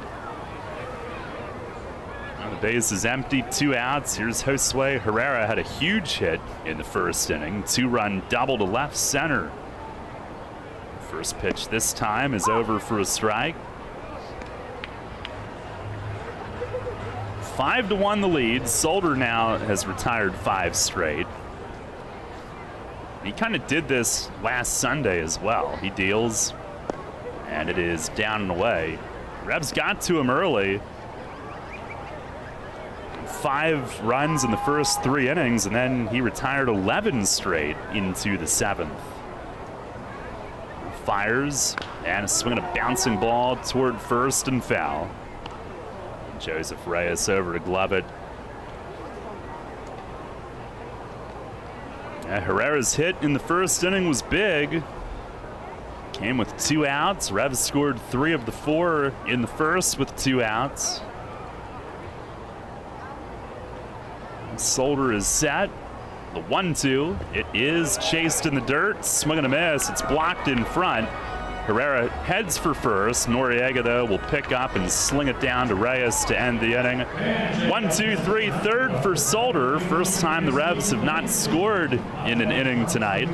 Now we'll go to the 4th. Jake with the play-by-play. The Revs with a 5-1 lead. Named one of the best advisors in the state and the country, Kevin Smith and the team of Smith Wealth Advisory Group can help you develop a customized retirement income plan. As specialists in retirement planning, they will guide you on Social Security, pension choices, 401k and retirement plan rollovers, required minimum distributions, taxation, and optimal distribution strategies. For all your retirement planning needs, contact one of the nation's best, Smith Wealth Advisory Group, located right here in York. Janney Montgomery Scott, LLC, member NYSE, FINRA, and SIPC. Why do we love baseball? For 150 years, it's our uniquely American symbol of summer. It's hot dogs with mustard, caps and gloves, the green of the grass, the crack of the bat, the freedom of youth, and best of all, the taste of the beer. The York Revolution proudly presents Brews and Bats, Saturday, July 9th, bringing beer lovers and baseball lovers together. $25 admission gets you 8 4-ounce samples of the finest craft beer creations their very own local breweries have ever made. Dozens to choose from, right on the concourse, where you can sip, savor, and feel the joy that only a ballpark can bring. Plus, the chance of a lifetime to take real live batting practice at home plate. Hit the target beyond the outfield wall, and you didn't just go yard, you just won $10,000. Activities for the whole family, food everywhere, and live music from Honey Pump. So bring everyone you can bring to Brews and Bats. Saturday, July 9th, noon to 4 at People's Bank Park, York. Tickets at yorkrevolution.com/brews. Sponsored by the York Revolution. Take us on the go with the new WOYK app. Download on the Apple and Google Play stores today. Sports Radio 98.9 FM and 1350 WOYK. First in York, first in sports.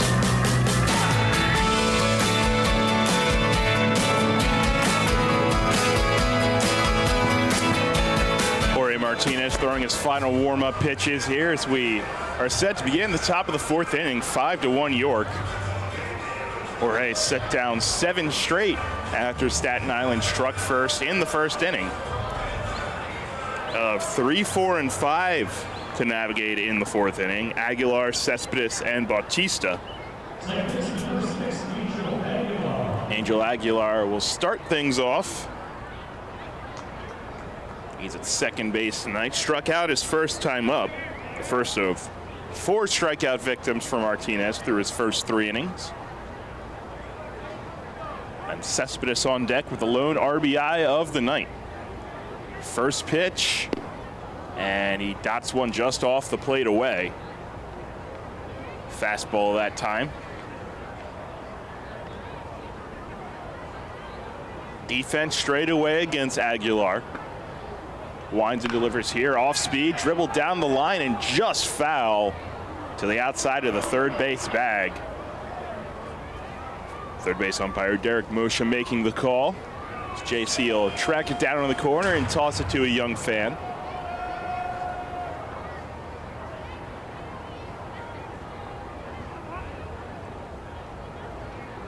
Jorge winds, here's the 1-1. And gets him out in front on a slider that time, 1-2.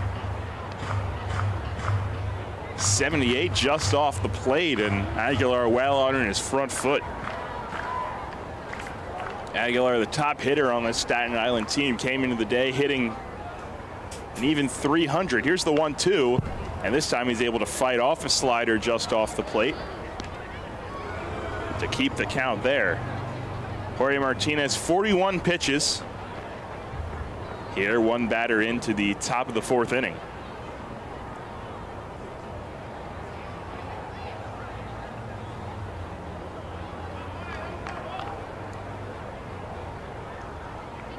Staten Island just 2 hits. They both came in the first inning and both went for extra bases as well.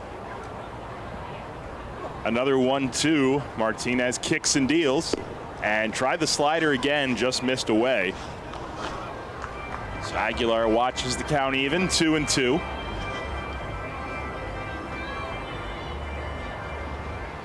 Shadows move just behind the mound here, 2-2 from Martinez, and once again Aguilar is able to foul it off to the right side out of play.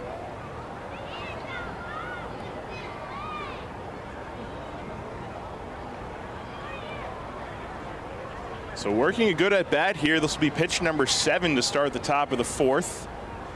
Jorge winds, deals, and once again spoils it, fouling it back. Keeps going to that slider. That one was just below the knees.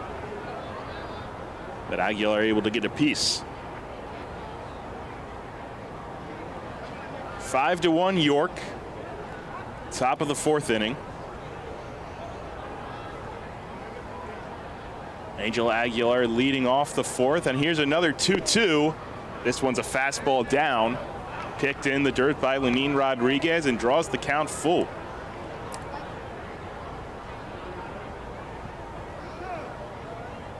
Aguilar got behind 1-2, was fouled off a couple of tough pitches, and let's watch this count back to 3-2. Now the payoff. And once again, out in front on a slider, fouling it back.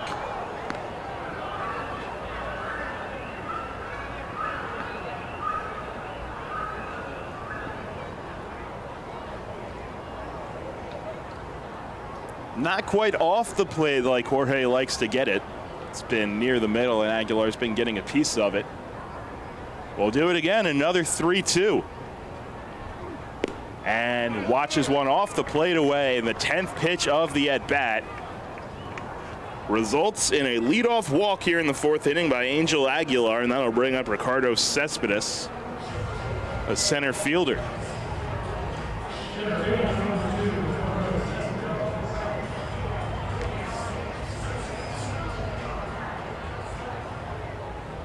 And as we said, Jorge Martinez doesn't really walk too many. That's just his 12th on the year, to now 73 strikeouts.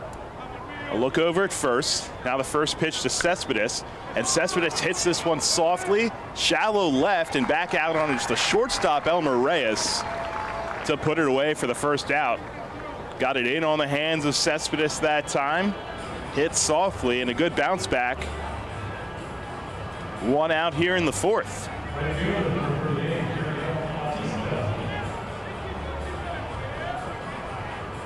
Brings up the right fielder Mariel Bautista.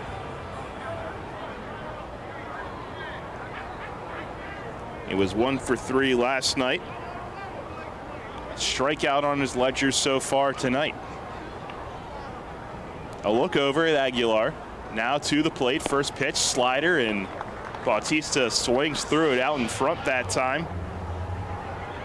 They had a little fun at Bautista's expense in the bottom of the first inning when Cannonball Charlie was set to fire. 0-1 here, and he watched the slider off the plate. Last night, Bautista must have not been expecting it.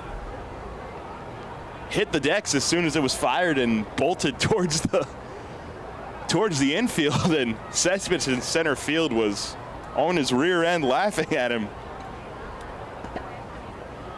Now a step off and a light toss over, but Aguilar is back. I never saw what happened to Bautista. I just saw Cespedes on the ground without his glove or his hat on. I thought he was injured and somehow. And this one's on the ground left side hard and through for a base hit. Bautista takes a 1-1 pitch and hits it through the 5.5 hole. Ferryhawks have first and second with one away. Well, that's their first hit since Cespedes' RBI double in the first inning.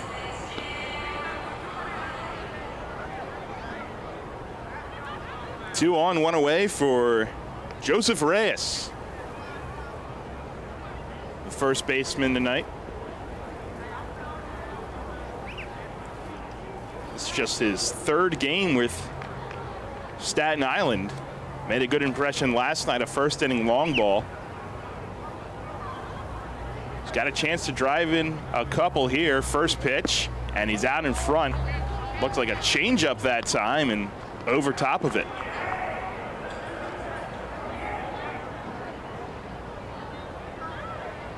Jorge Martinez, a guy that will attack you with different speeds, different arm angles, and some different timing here and there as well.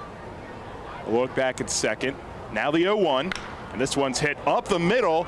Reyes will field beyond the second base bag. He goes to first to get the out. The play took him behind the second base bag, wasn't able to step on it. So the runners will move up to second and third, but they trade that for the out, now 2 away. And Andres Noriega, the catcher, digs in.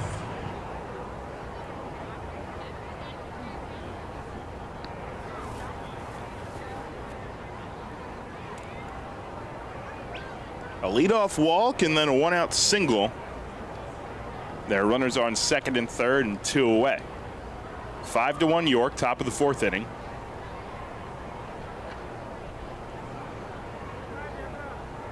Martinez set at the belt. Open stance from Noriega. First pitch, slider, and it's right there for a called strike.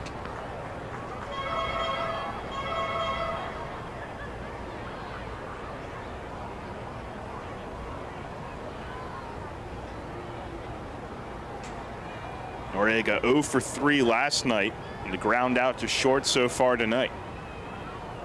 Kicks and delivers. This one's popped up behind the plate. Lenine back on it, gives it a look, but it's a few rows deep behind the screen. 0-2 to Noriega.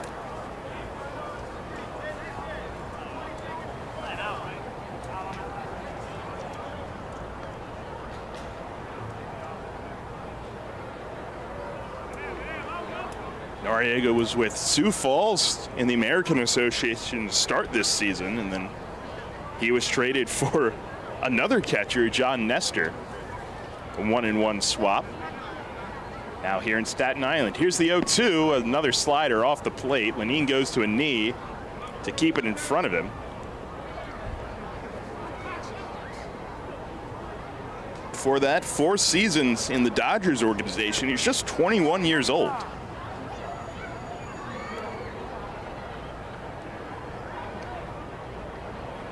Gets signed as an international free agent back in 2018. Spent most of his time last season in Double-A.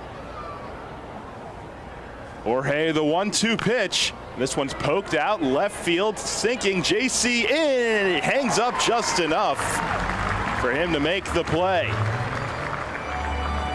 So they put 2 on including a single, but strand both runners. 5-1 York as we head to the bottom of the 4th inning. This is Revolution Manager Mark Mason. I love a great local neighborhood bar, and no matter what night of the week, Racehorse Tavern in Thomasville has something for you. Open 7 days a week, 3 till midnight, Monday through Wednesday, noon until 2 a.m. Thursday through Saturday, and Sundays noon to midnight. Live music every Friday, Saturday, and Sunday, karaoke every Thursday, and bike nights Thursdays throughout the summer. Plus pool league Sunday through Thursday, and a 4-season patio with full bar and food service. Stop in and visit my pal Jim DeLisio at the Racehorse Tavern, 738 North Beesicker Road in Thomasville. For more info, visit their website at racehorsetavern.com. You walk into the new Capital Blue Cross Connect Health and Wellness Center in York, you walk toward wellness. The center, now open at the Apple Hill Medical Center, connects you to savings on healthcare services and prescriptions. It connects you to fitness classes, wellness events, biometric screenings, and more. And it connects you to people who can answer your questions about health insurance. So come find the new Capital Blue Cross Connect Center in York and come find your healthy place. Capital Blue Cross is an independent licensee of Blue Cross Blue Shield Association and a proud sponsor of York Revolution Baseball. Drunk driving prevention is a priority at Anheuser-Busch. You can't drive drunk if you don't drive there. Encourage friends to sign the Decide to Ride petition on DecideToRide.com. Brought to you by Anheuser-Busch, Mothers Against Drunk Driving, Uber, Brewery Products, and WOYK. Anheuser-Busch, St. Louis, Missouri. Listen live, on demand, and on the go. Download the new WOYK app on the Apple and Google Play stores today.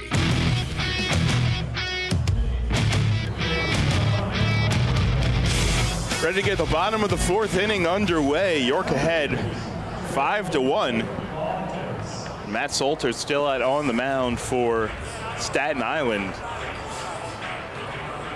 Was able to get a scoreless 3rd inning. Jorge Martinez is answered with zeros of his own in the 2nd, 3rd, and 4th. Lenin Rodriguez, Jeffrey Perez, and Troy Stokes Jr.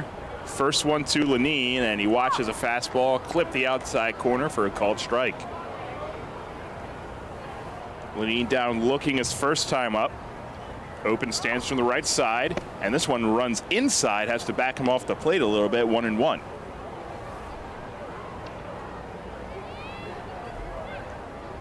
Salter at 64 pitches, kicks and deals, and Lenin out in front on that one, able to get a piece and foul it right back.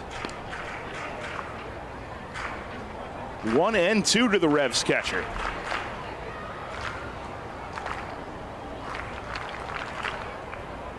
Defense straight away. Here it comes from Salter, and he bounces a breaking ball in the dirt, 2-2.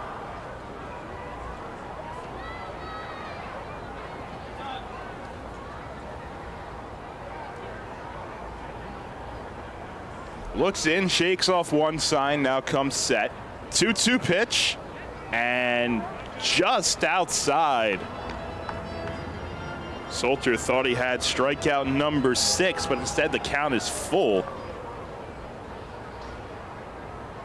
He's set, here's the payoff. And Lenin gets this one in the air, left center field, Cespedes over, and he will put a glove up in the gap and make the catch. Didn't get quite the barrel that time, in on the hands, and flies out for the first out of the 4th inning.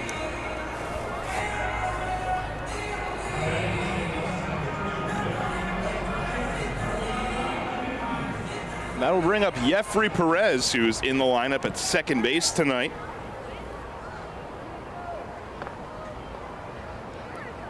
First pitch, and he watches one across for a strike, and back in the infield after getting some time earlier in the week in center. Back in center thanks to Melky's injury. 0-1, and he watches a fastball inside to even the count. But he's proven a capable defender in the middle infield, has done it for a lot of his career, and has recently gotten his first glimpses here in York. Here's the 1-1, and he watches down and in.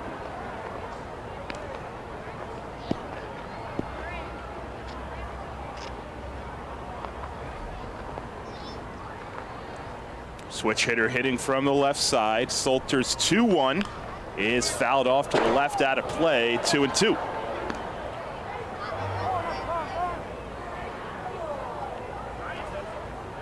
has been particularly powerful as of late, the month of June. 4 home runs. The pitch from Solter this time, and Jeffrey out in front, but able to get a piece of it foul. Towards the Revs dugout, 2-2.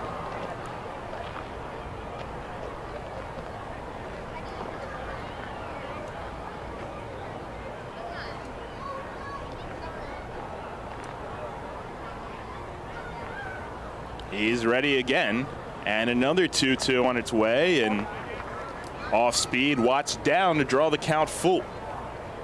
Change up that time from Solter at 83. And pitch number 75 will be a payoff pitch to Jeffrey Perez. Set at the letters, now to the plate, and it's ball 4 up high. Perez on base for the second time, this time via the walk. A second walk the Revs has worked against Solter tonight. Brings up Troy Stokes Jr., who's already 2 for 2.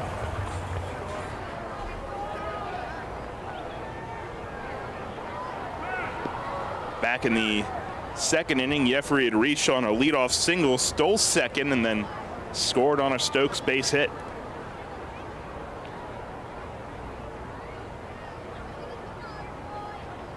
He's one of 3 Rev steals tonight, Stokes with the other 2. First one not going, and Stokes watches a fastball down and away.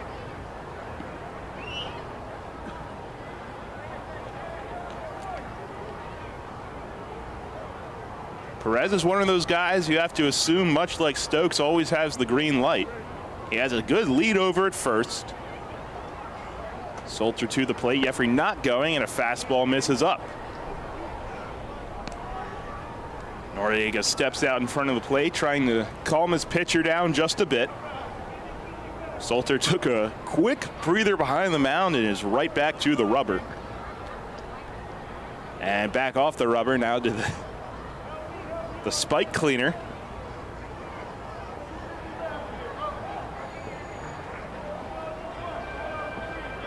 Two 2-0 to Troy Stokes Jr. Jeffrey not going again, and another fastball misses up. 3-0 to Stokes. With a 5-1 lead, you have to wonder if maybe he might get the green light here.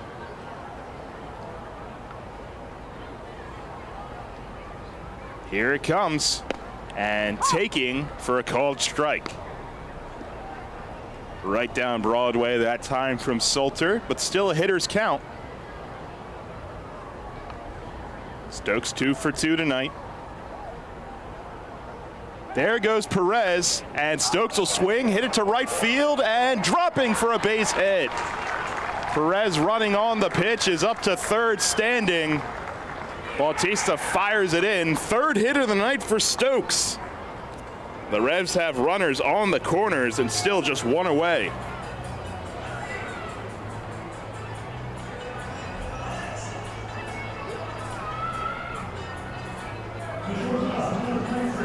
And Stokes, who had been a little colder by his standards so far for the month of June. 3 hits tonight, though. You have to hope that that will potentially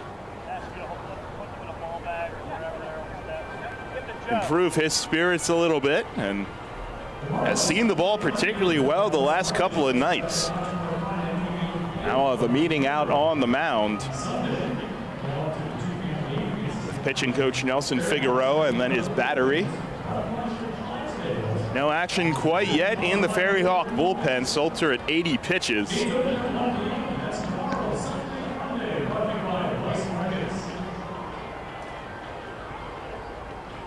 We'll bring up Elmer Reyes with runners on the corners. Before we'll take a look at this day in York baseball history, brought to you by the York County History Center. Visit them online at yorkhistorycenter.org. It was this day in 2012. The Revs, as a team, knocked 22 hits, including Scott Grimes, who drove in 6 runs in a 20-3 rout of the Bridgeport Bluefish.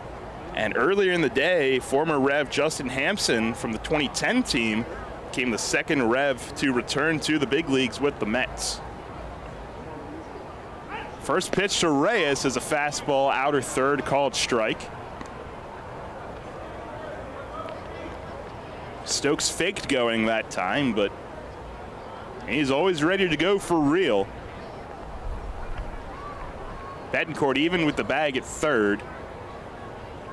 0-1 to Elmer, and he chases a high fastball. Swings through at 0-2.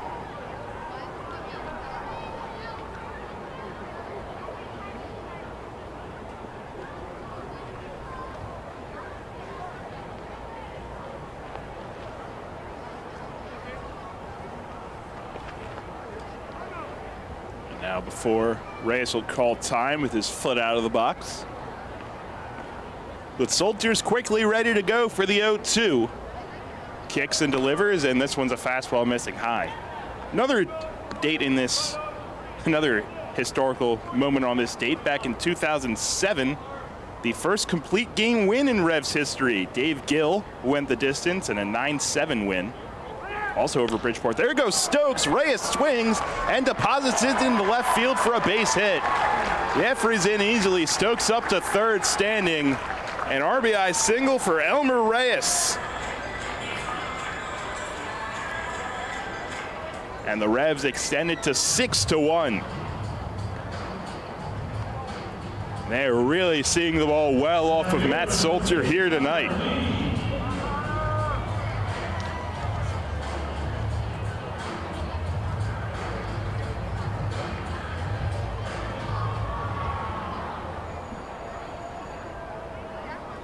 Brings up Connor Lean, who's 1 for 2. Still just one out here in the bottom of the fourth inning. Runners on the corners. First one to Lean, and he watches a bender in there for a called strike. Lean's RBI double in the first, his third extra base hit this series, and fourth run batted in. This one to him is chopped to third. Betancourt will field. Will go to second for one. Relay throw to first in time. 5-4-3 doubles up Lean. Well, the Revs score another run. They do it on 2 hits, and they strand just one. We will go to the top of the 5th inning. Jorge Martinez back out to the mound with a 6-1 lead. York's biggest and best Independence Day celebration is back with the winning trifecta. Celebrate America's birthday with America's pastime, patriotic music, and the region's most spectacular fireworks. July 4 York, presented by Traditions Bank, combines the fun of a York Revolution game with the return of the York Symphony Orchestra and a dual fireworks display. Bring the family to the home of the York Revolution before the July 4 game for the free Planet Fitness judgment-free fun zone. Then the Revolution takes on the rival Lancaster Barnstormers at 6:30. Next, it's a free concert and sing-along by the York Symphony Orchestra and Chorus, presented by WellSpan Health. Finally, the grand finale, a free dual fireworks display presented by Gladfelder Insurance, launched from inside and outside the ballpark. Get your tickets today at July4York.com. That's July4York.com. The York County Solid Waste Authority turns up the heat every day, on your garbage, that is. Advanced waste-to-energy technology is used to burn garbage at 1,800 degrees Fahrenheit in environmentally controlled combustion units. This reduces air emissions and produces electricity, enough to power 20,000 homes every minute of every day. Visit www.ycswa.com to learn more. In York County, garbage is power. New FM signal, new website. Get features, live broadcasts, and on-demand game broadcasts and shows online at 989WOYK.com.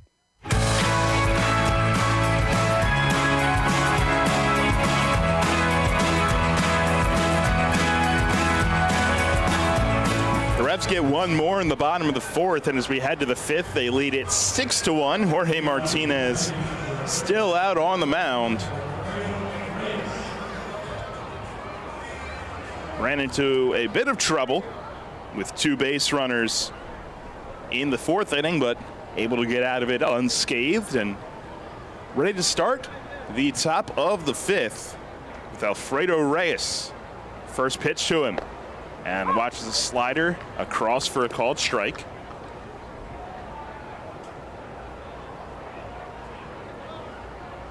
Reyes 0 for 1 tonight. 0-1 here and out in front of the slider.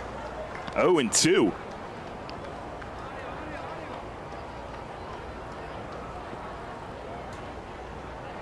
Martinez, this will be just pitch number 60 for him.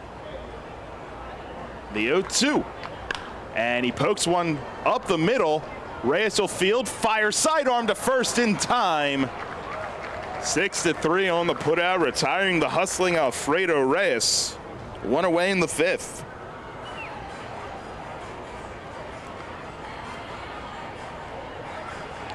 Pitch was well out of the zone, but a protective mentality.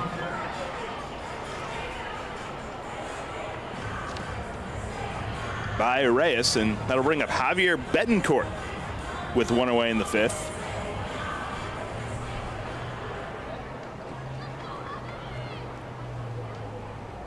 Betancourt struck out his first time up. First one this time for Martinez, and watches the fastball just off the plate away.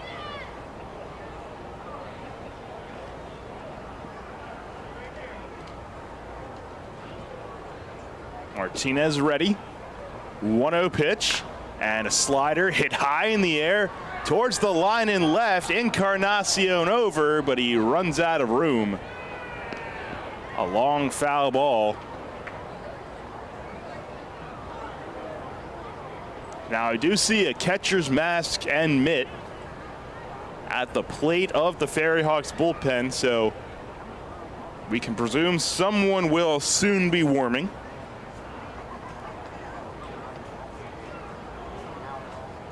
But for now, a 1-1 to Javier Betancourt.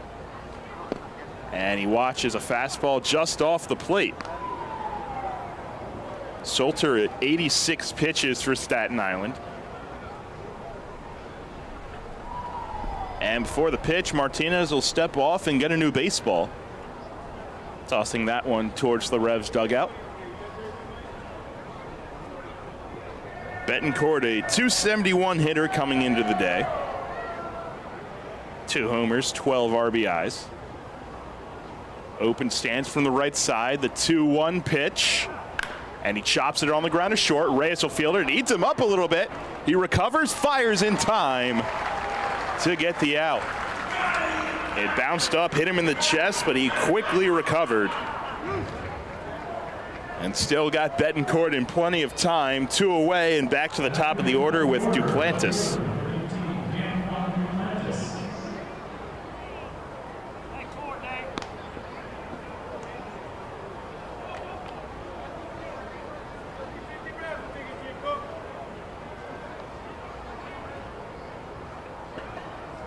Martinez tonight, just the 1 walk, 4 strikeouts.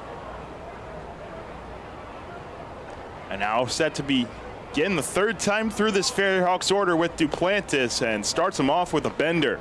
Swung on and missed.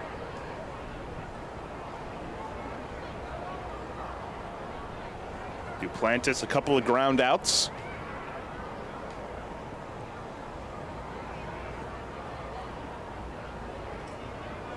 .01 on its way, and a curveball is hit foul down the first base line near the Revs bullpen chairs. 0-2.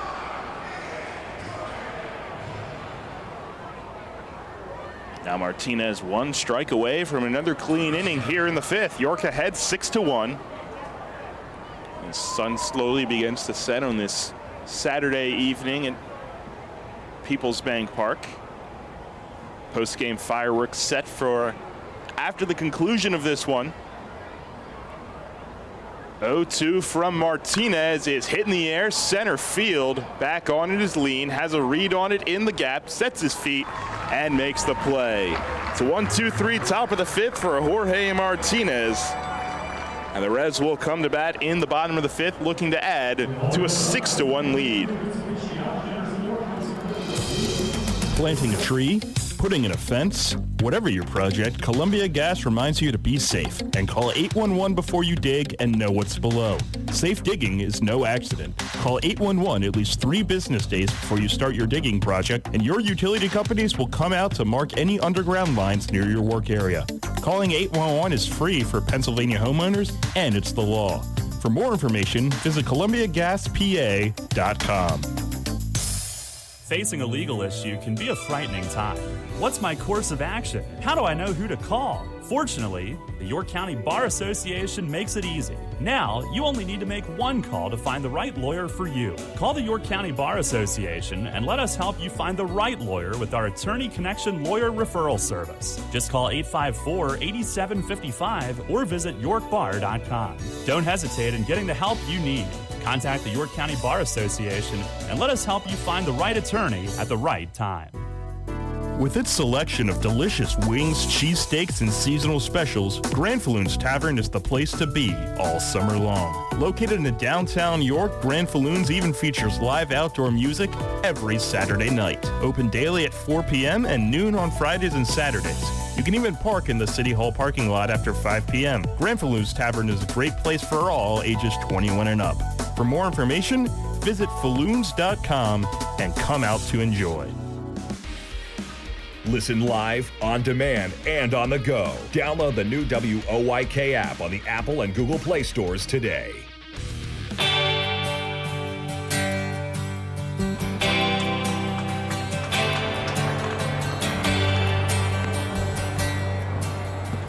Jorge Martinez has been spectacular on the mound, and the offense has been just as good. It's 6-1 York as we head to the bottom of the 5th inning.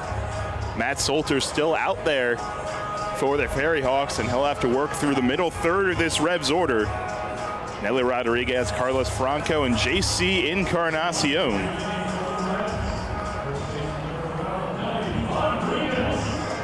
And one of the few Revs that has not been able to get to Salter so far tonight digs in. Nelly Rodriguez has gone down looking twice. They play him to pull in the infield. First one from Salter, and he watches one up. Second baseman Aguilar is playing just a few steps to the right of the bag, but very close to the second base bag. 1-0, and this one's hit in the air, right center field. Back on it is Cespedes. He will make the catch at the warning track. Just in front of the PSECU sign in right center field. Nelly gave it a ride, but it's allowed out number 1 for Staten Island here in the 5th. She'll bring up Carlos Franco, who's 0 for 1 with a walk, but extended his on-base streak to 38 games. Now just 7 shy of tying a record that has stood since 2007 with Nate Espy. First one to Franco here, watching all the way, and it's a called strike. They play him to the overshift in the infield. Now it's Alfredo Reyes, the shortstop, who's very close to the second base bag. Pitch to Franco here. A big hack at a high fastball, but he swings through it, 0-2. And third baseman Betancourt playing almost at shortstop, so plenty of room on that left side. Franco has shown the ability to go the other way, but is behind 0-2. The pitch, another fastball, but well high that time.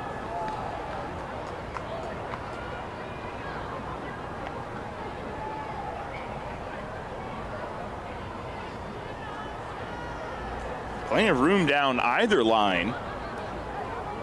1-2 to Franco. This one's down and in. Backs him off a little bit. Evens the count.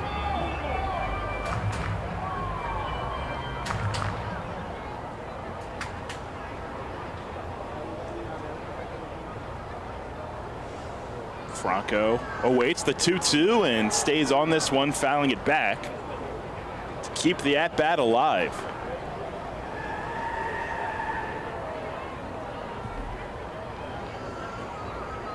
Franco also with 19 home runs and with first half winding down. He's just 2 behind Telvin Nash's first half record. 2-2 down and in near the feet, and he has to back out again. So from 0-2 to 3-2. Nash set that record back in 2019. Franco's already broken the first half RBI record. Payoff pitch, and he pokes this one to the left side, right at Betancourt in the shift, who fires over in time for the second out of the inning. So Franco worked it back full, but he's retired. 2 away for JC Encarnacion. And that was pitch number 95 from Solter, but not quite any throwing yet in the Ferryhawk bullpen. You would presume maybe that picks up in between innings. First pitch to JC, and he watches down and in. Fastball that time at 88. He's set. 1-0 pitch, and Encarnacion swings and fouls it off to the right side. 1-1.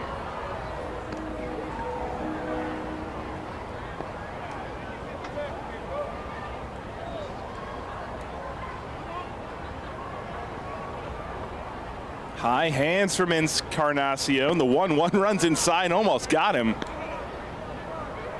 Slider that time at 83, and Encarnacion able to spin out of the way.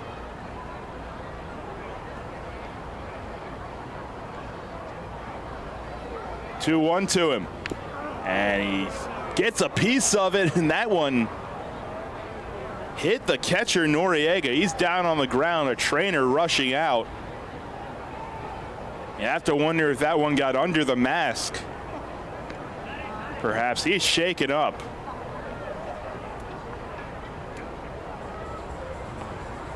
Edgardo Alfonso will go out and check on his catcher as well.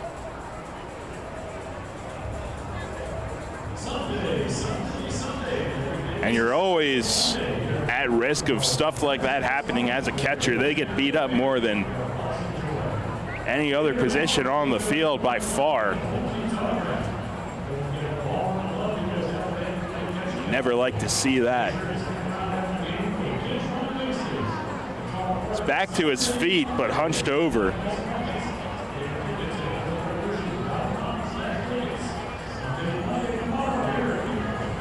They have one catcher on their bench. That's the young Brian Gonzalez. But it looks like Noriega is going to stay in this game. Getting a nice hand from this People's Bank Park crowd. And well deserved. It's always a scary sight.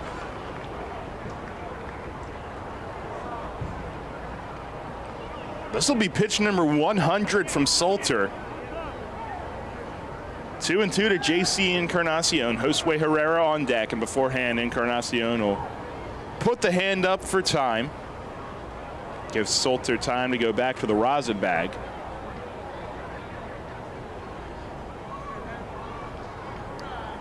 Pitch number 100, the 2-2. Ripped to left side and off the glove of the third baseman Betancourt and into left field.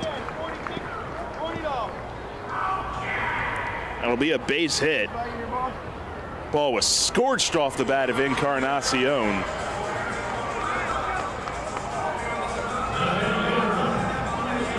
.110 off the bat to be exact.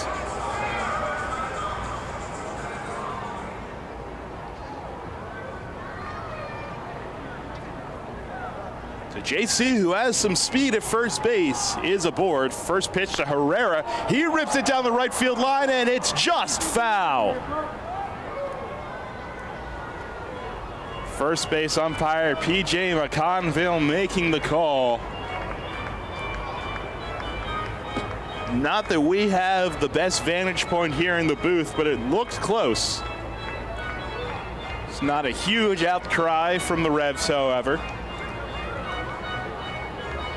There have been plenty of more Plenty of poorer calls, I should say. I think back to Colton Shaver in Lancaster on Memorial Day. 0-1, Herrera watches down. Evens things at 1.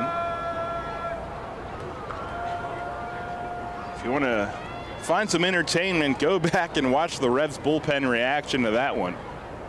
The Memorial Day game in Lancaster. 1-1. Herrera swings and hits it to the left side out of play, 1-2.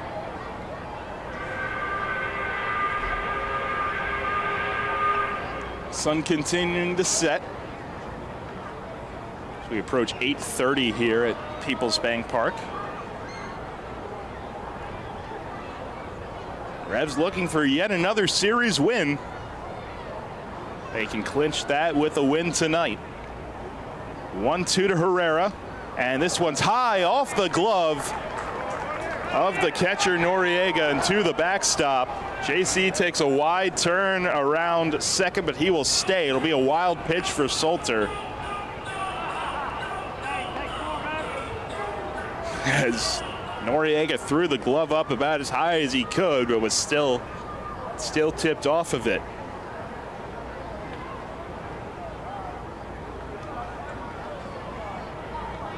Herrera already has 2 RBIs tonight, another one in scoring position. 2-2 with 2 away. Salter looks back, now delivers. It's on the ground, left side, and through for a base hit. Polo puts up the stop sign. JC at third, Josue Herrera, his second hit of the ball game. And the Revs have runners on the corners and 2 away for Lenin Rodriguez. And still no action in the pen.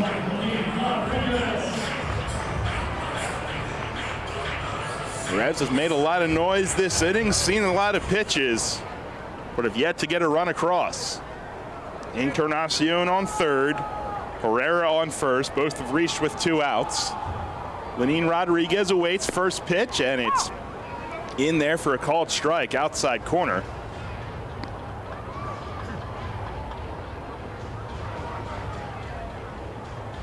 Lenin a strikeout and a flyout. Salter's 0-1, and he watches another one on the corner. Back-to-back pitches, very similar spots, 0-2.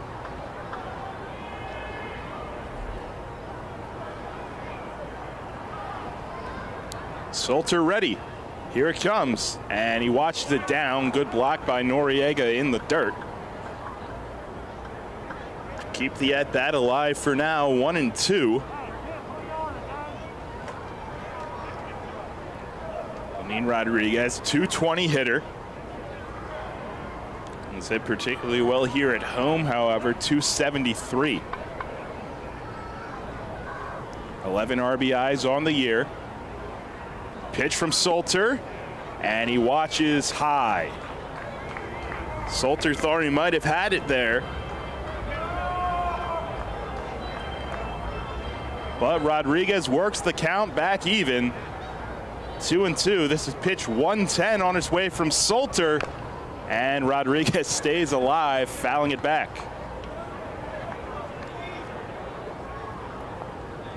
Salter gave him the slider that time and just able to tap it right behind the plate. So we'll do it again, 2-2. Sets and delivers. This one's on the ground to second, fielded by Aguilar. He'll go to first and record the out. The Revs get 2 hits with 2 outs, but they strain them both. And we'll go to the top of the 6th inning. York ahead, 6-1.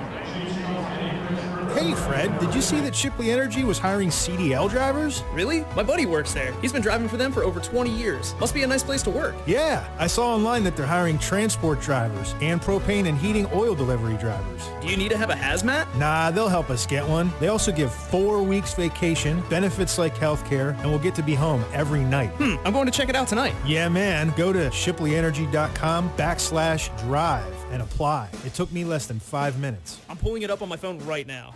Penny Pretzel here from the York Philly Pretzel Factory. I am live at the Revolution game, and the batter got a hit. He just ran past the bases and into the stands, and I can't believe my eyes.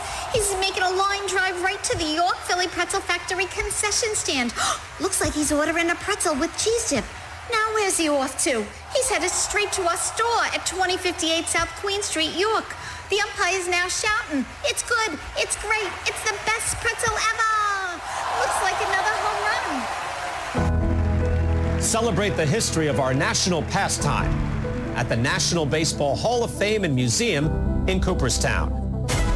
See priceless treasures that will bring your baseball memories to life. Connect with events that have shaped and changed the game and our country. Our stories to tell, your memories to share. Plan your family visit today at baseballhall.org. See you in Cooperstown, where the journey becomes legend. Listen live and on demand with the new WOYK app and online at 989WOYK.com.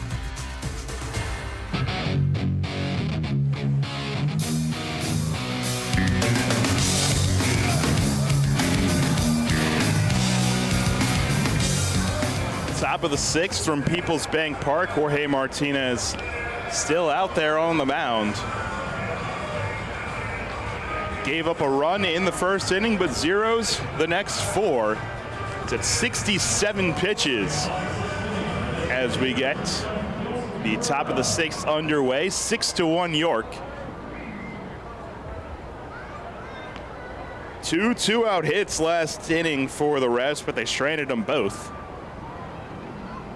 Jorge still working with a comfortable 5-run cushion.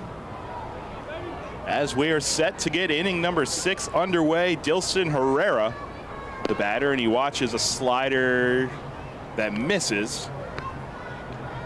Just down that time for ball 1. Martinez, slow wind, and now delivers. This time a slider swung through and missed. Herrera, Aguilar, and Cespedes this inning, 2, 3, and 4.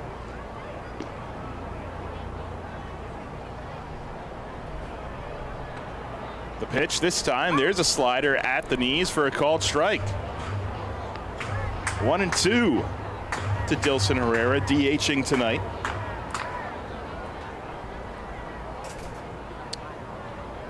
Into the wind, 1-2. And Herrera stays alive, fouling it back. Finally some action in the Ferryhawk bullpen. It's the left-hander Jose Velez.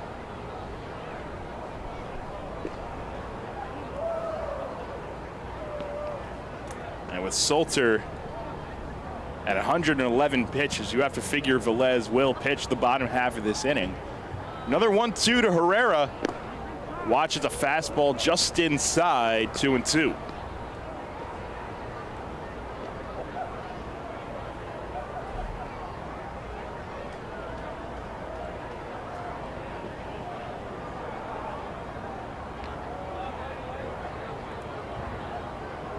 Two, and stays alive, fouling a slider back to the screen.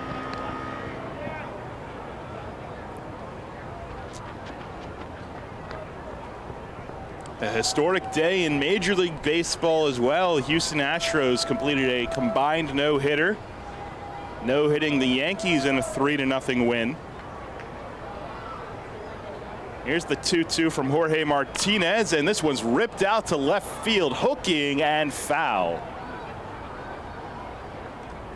Over towards Arch Street. Christian Javier went 7. Hector Neris pitched the 8th, and Ryan Presley finished it off in the 9th. The first time the Yankees have been no hit since 2003, which also happened to be a combined no-hitter against Houston. Another 2-2, and Herrera stays alive, fouling it back to the screen.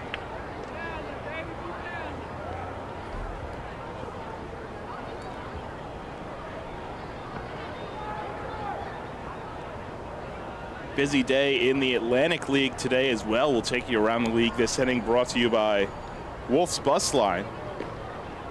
First, another 2-2 to Dilson Herrera. And he swings and pops it up right side out of play, putting up quite the fight. A couple of double headers today, starting in Long Island. They beat Lancaster in game 1, 8-6. Southern Maryland and Gastonia, a battle of two first-place teams in Waldorf. They, I guess, lit the field on fire again yesterday and didn't play. The 2-2 swung on and missed. Good slider that time from Jorge Martinez. Dilson Herrera set down the strikeout number 5 for Martinez. But game 1 is over with between the Crabs and the Honey Hunters. Gastonia with a 6-3 win. And both of those games have started their second iterations. No score in the top of the first in both of those games. Lancaster threatening, though, in Long Island, 2 on and just 1 away.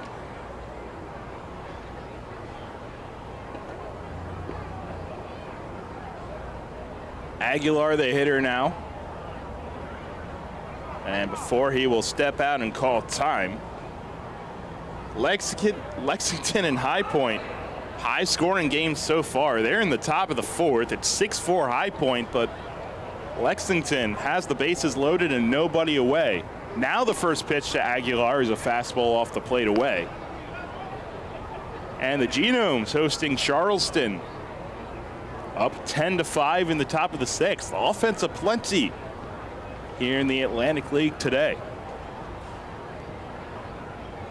A long look in. Now the 1-0 to Aguilar, and he swings and misses. Fastball that time from Jorge. Evens the count at 1. Aguilar, a strikeout and a walk. And it came into the day hitting at an even 300. Martinez winds and delivers 1-1.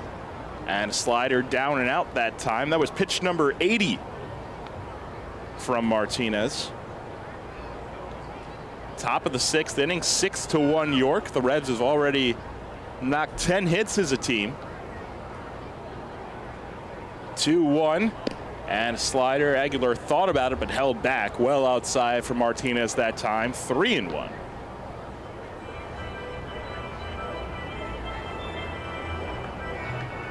Last night, 7 hits aside,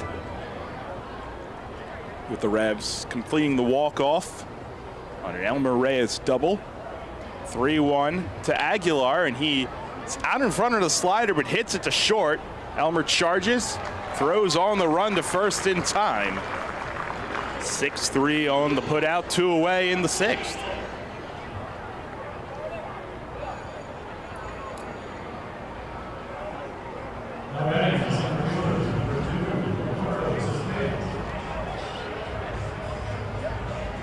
Now Ricardo Cespedes with the lone Staten Island RBI tonight. First inning double digs in. He's doubled and then popped out.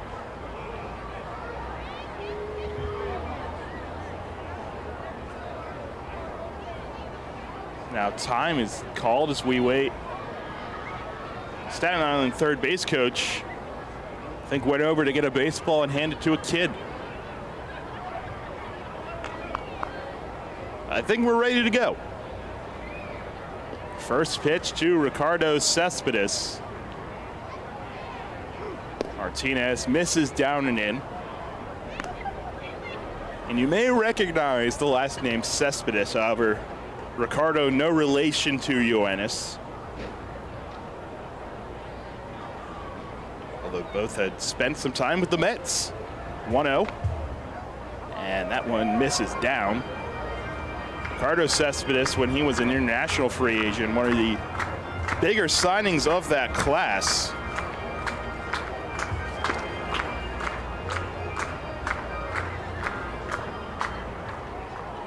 Was signed in 2013 at just 16 years old.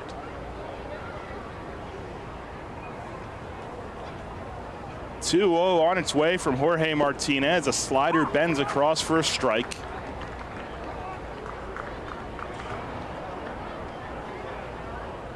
Jorge at 85 pitches now. Bullpen quiet for the Revs. 2-1 pitch. And dots a fastball outside corner for a called strike.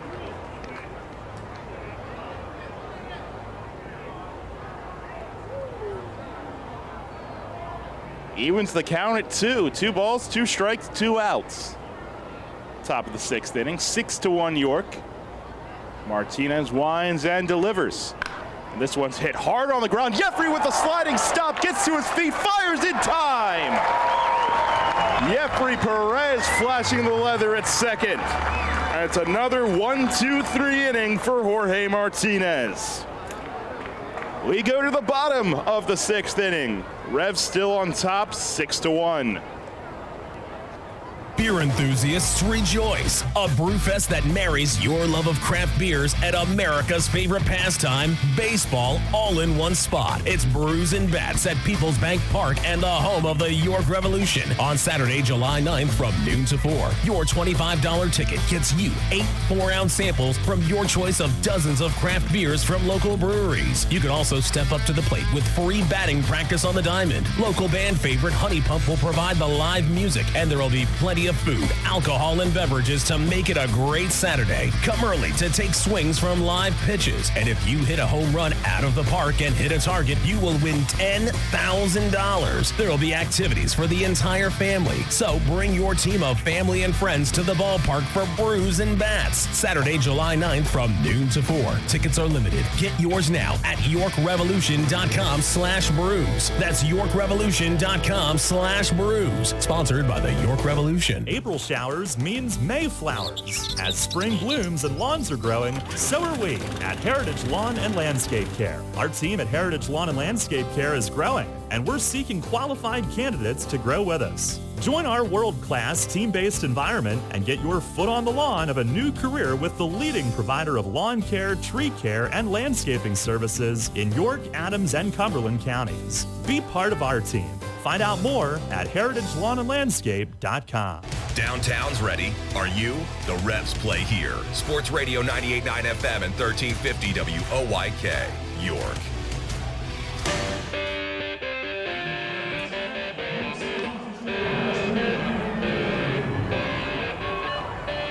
New arm on the mound for Staten Island. Left-hander Jose Velez. Day done for Matt Solter. After 111 pitches, 5 innings, 10 hits, 6 runs all earned, 2 walks and 5 strikeouts, he gives way to the lefty Velez, 32-year-old from Queens, New York. So like most guys on this Staten Island club have some sort of New York connection. He's been a pro since 2013. But only time in affiliated ball, 15 and 16. Reached as high as high A with the Marlins organization, but he's made his trips around the partner league circuit. A couple years in the Frontier League to start his career, 13 and 14 with Evansville. Then in the Atlantic League in 2017 with Long Island. He turns Jeffrey Perez around to the right side to lead off the inning. First pitch and a good fastball. Perez went up and swung and missed at it. Then in 2018, the Can-Am League with the New Jersey Jackals. And then the American Association after that. Sioux City in 2019, St. Paul in 2020. Then back to Sioux City in 21, and now Staten Island. Pitch to Perez here, misses up high.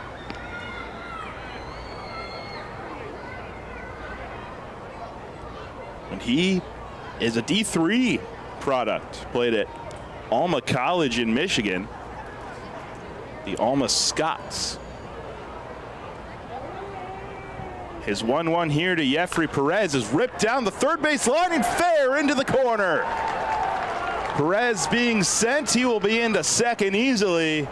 coasting in as Duplantis plays it off the wall. Second hit of the ball game for Jeffrey Perez. And he's in scoring position to start off the bottom of the 6th. 6-1 York, and they're looking to add to it. And giving Velez a warm welcome to this ball game. Velez scoreless, however, in his last 5 appearances, spanning his last 8 innings of work.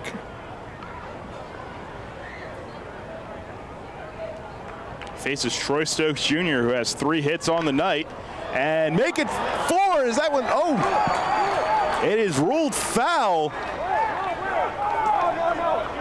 Polo is arguing. It looked like Derek Moshe pointed the arm out fair and then put his second one up. Everyone is in disbelief. I'll say a disclaimer that we don't have the best vantage point in the view, but that clearly looked fair.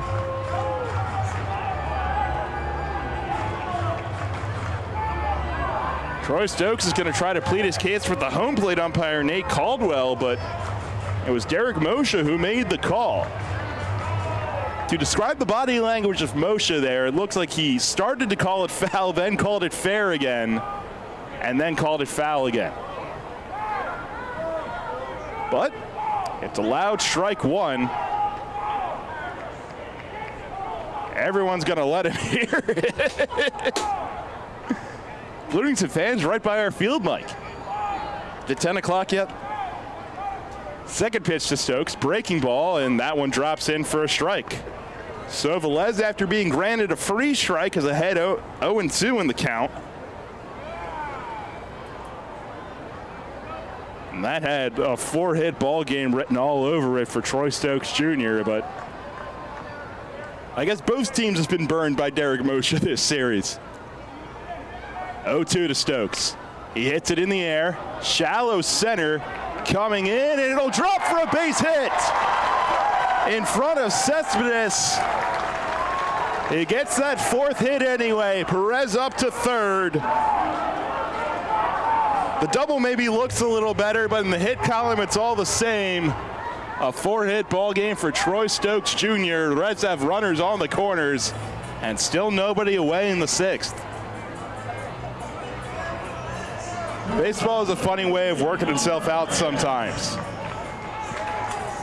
Again, another one off the hands, it seemed like, and Bermuda triangled between the 2 middle infielders, Reyes and Aguilar, and the center fielder, Cespedes.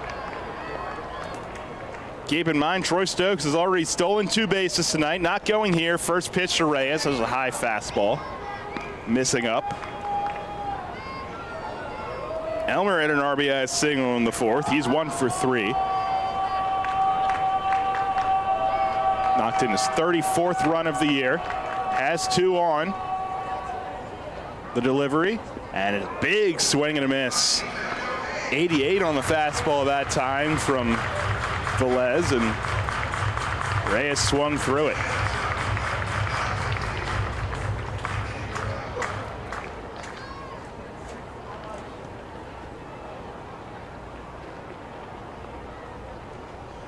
It's a high set from Velez. His 1-1 pitch is driven out to left center field. Back on it, Cespedes, and it'll one-hop the wall, and it's over. A ground rule double for Elmer Reyes. Jeffrey Perez comes across to score. And Stokes will have to hold at 3rd.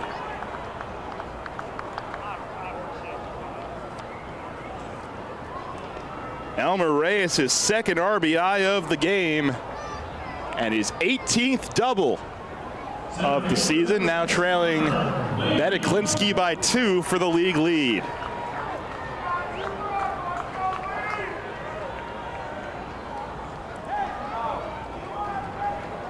And 2 more in scoring position for Connor Lean. He's already driven in 1 tonight with a double in the 1st. Pitch to him here, a breaking ball misses down and in. Lean, a .367 hitter with runners in scoring position this year. Now up to 34 RBIs and 2 more looming. Nobody out in the 6th. 1-0 pitch. He will hit it foul down the third base line towards the Ferryhawk dugout.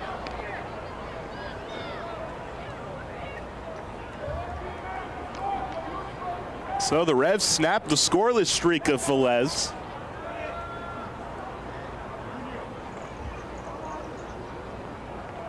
Spanning over his past 8 innings of work. They have 2 in scoring position. Nobody out in a 7-1 lead. Pitch to Lean.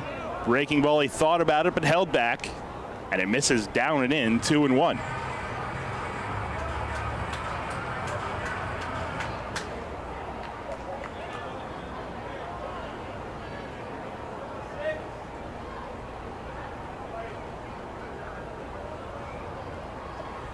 He's set. Here's the pitch to Lean, and it's down and in. Fastball that time. They have the base open, but Nelly Rodriguez looms on deck. You can't really win against this middle portion of the Revs order.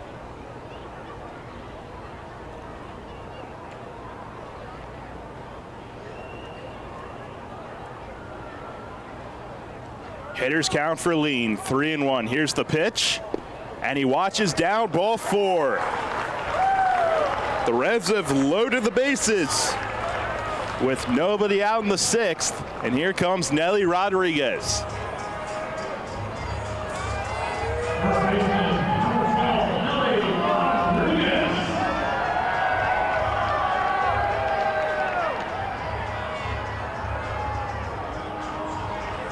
And before Nelly digs in, we'll have another meeting out on the mound. And presumably quickly some more action in the Ferryhawk bullpen. Their bullpen catcher is doing some stretches with his mask in hand and also practicing his throws. We did have a fun conversation in BP yesterday with Melky Mesa, Mays, and Jeffrey Perez about coaches that practice throwing batting practice. I don't know if he's practicing throwing it back to the pitcher. All dry work is productive dry work.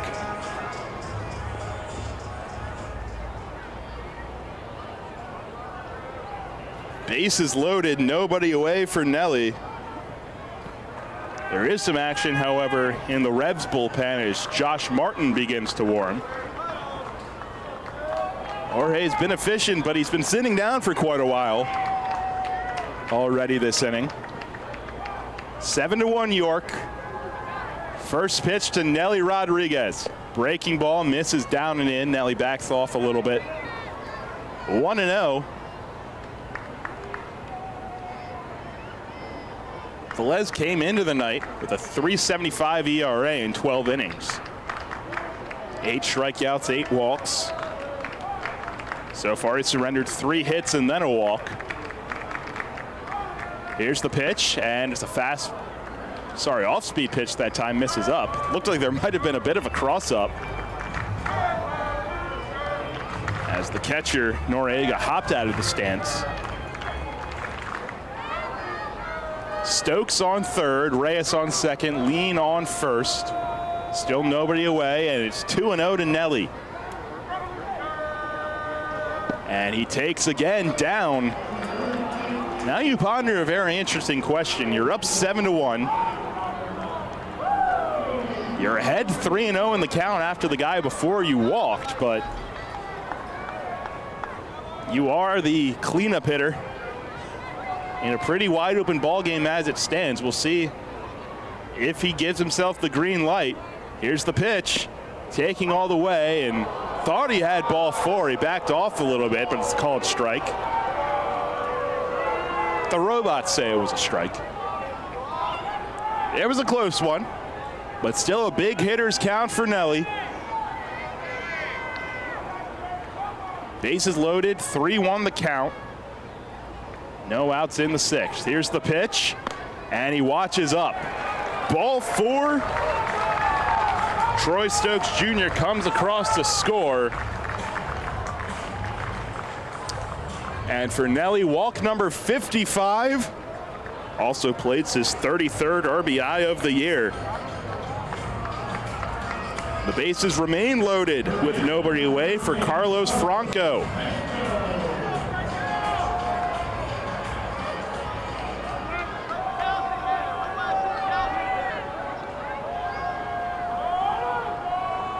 Revs third baseman 0 for 2 with a walk tonight.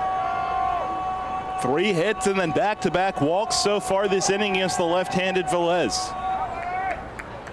First pitch to Franco. He swings, lines it to center, Cespedes in, it's down for a base hit. He'll fire into second, Nelly's there. Elmer comes across to score. An RBI single for Carlos Franco, his 59th RBI of the season. To continue to pad that league lead. It's 9-1 York. Still nobody out in the 6th, and here's JC Encarnacion. And still a quiet Ferryhawk bullpen.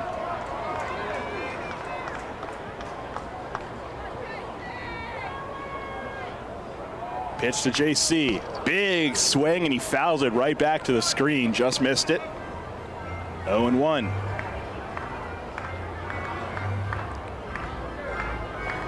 Double, single, double. Walk, walk, single. So far for the Revs this inning.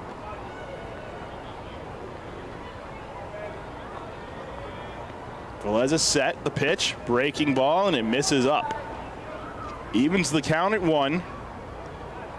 Encarnacion has 2 hits, including an RBI single tonight.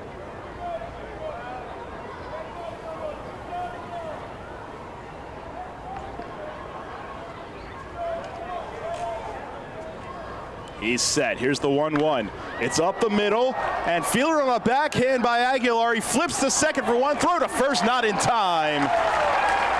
JC hustling to beat it out. An RBI fielder's choice. First out of the inning, but another run crosses. It's now 10-1 York.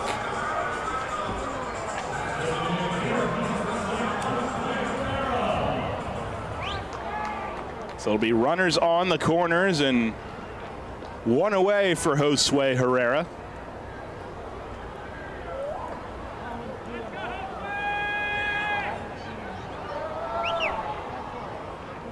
Here's the pitch. Breaking ball, a big swing by Josue, and he swings through it. 0-1.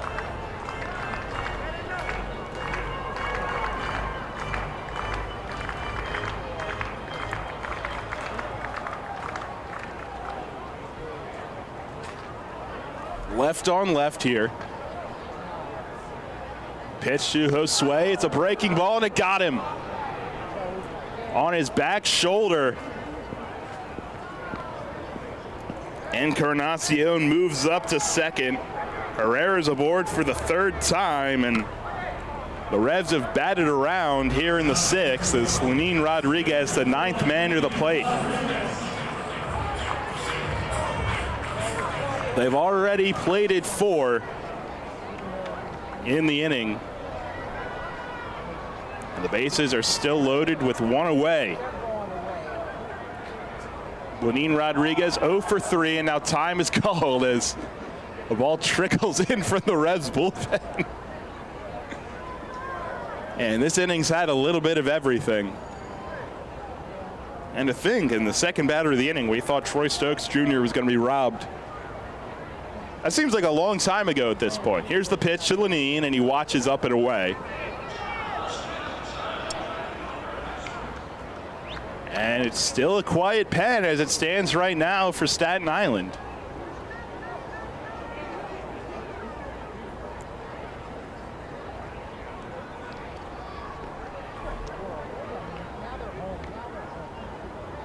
The 1-0.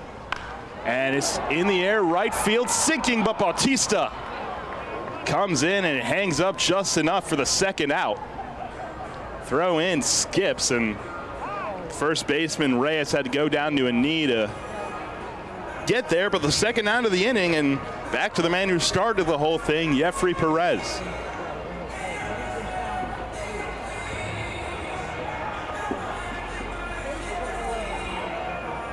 Perez, who had turned around to hit from the right side, will once again come up and face Velez. And he's our RBI guy tonight. He has quite the opportunity here.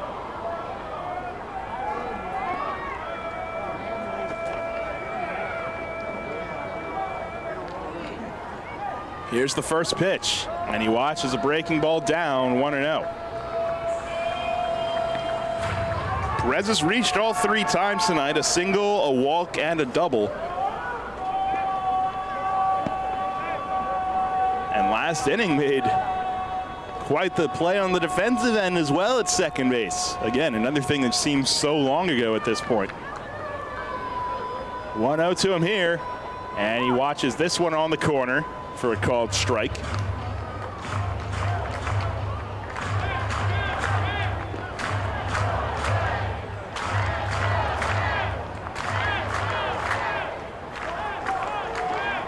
Ten runs on 14 hits for the Revs so far tonight. We're in the bottom of the 6th.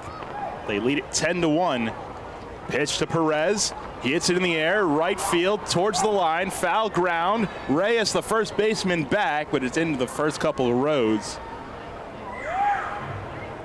Almost ran into a crowd of men with rakes. It's probably not the most fun collision you'd want to have. JC and Josue will go back to their bases, second and first respectively. All this on 30 pitches from Velez.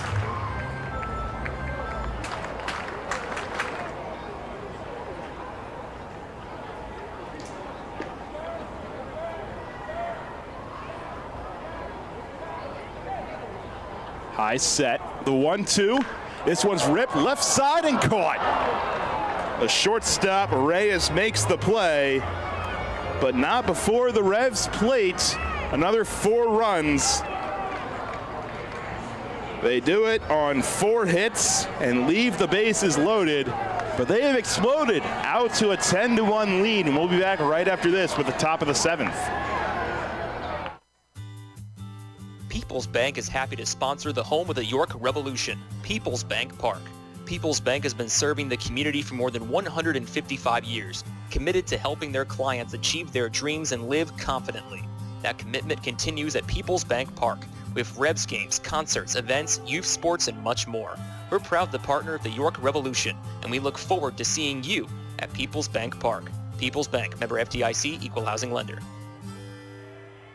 Can't get enough of the Birds? Sports Radio 98.9 and 1350 WOYK has you covered. Join us all season on Mondays at 6 for the Baltimore Baseball Show, hosted by award-winning Orioles and National Baseball writer Dan Connolly from The Athletic Baltimore. Exclusive in-depth interviews, plus the latest insight and analysis on the Orioles every week. Talking baseball and the Birds every Monday at 6. The Baltimore Baseball Show on Sports Radio 98.9 FM and 1350 WOYK. First in York, first in sports. When you work with an independent insurance agent, you put the power of choice to work for you. Independent agents know several companies and their coverages, which means more options. And because companies like Donegal Insurance Group use the independent agent system, you not only get quality insurance, you also save money. The independent insurance agent system. Discover the power of choice. Contact Kochman Kunkel Insurance at 717-854-0300 or stop in at 3217 East Market Street, York. Locally owned and operated by Pam and Rudy Kochman. Kochman Kunkel Insurance. Get the latest on the Orioles with the Baltimore Baseball Show, hosted by Dan Connolly.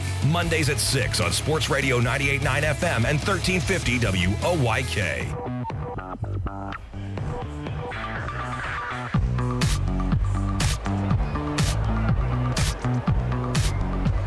Out of the 7th inning, Josh Martin is the first one on in relief for the Revs, who at the moment are now blowing out the Ferryhawks 10-1, their second 4-run inning of the night. They're out hitting them 14-3. And what a magnificent job again by Jorge Martinez tonight. 6 innings, 1 run on 3 hits. 2 of those were in the first inning. Just 1 after that. He walked 1, struck out 5. 87 pitches, 59 strikes on the night. And a big lead and some guys to get a look at here. Kind of, a hot night, so not an easy workload for him, but a smaller one than certainly he is able of giving the Revs. And you have to wonder if part of that was maybe how long he had been sitting down in between innings. The Revs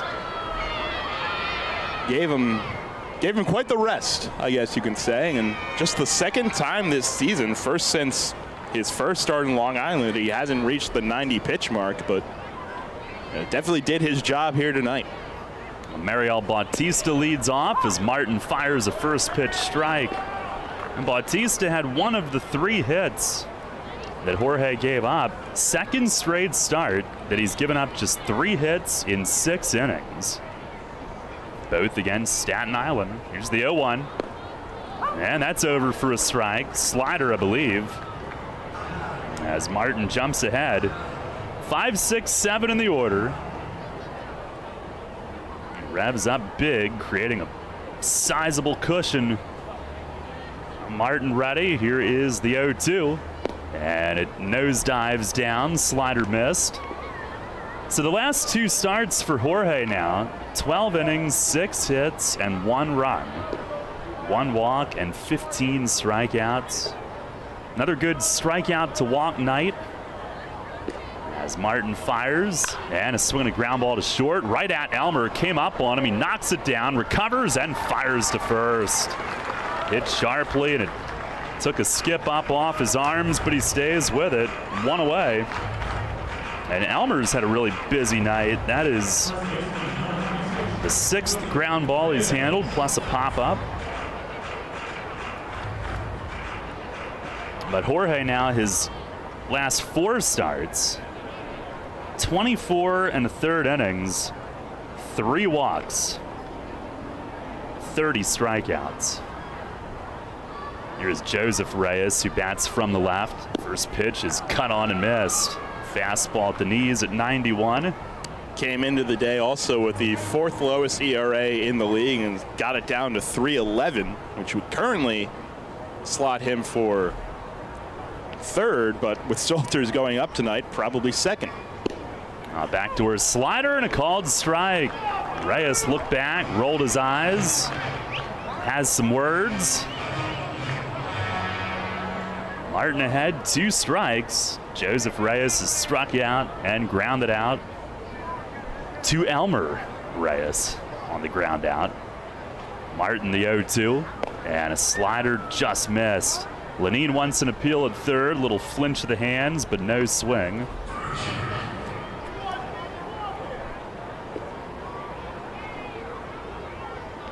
Just about totally nightfall here in York. We'll have post-game fireworks tonight. Martin with the pitch, and a line drive at 2nd, right at Jeffrey. He's got it. And that's out number 2 here in the 7th inning. Revs do have 2 new pitchers that we've yet to see. Lefty Tuck Tucker, righty Carlos Ventura.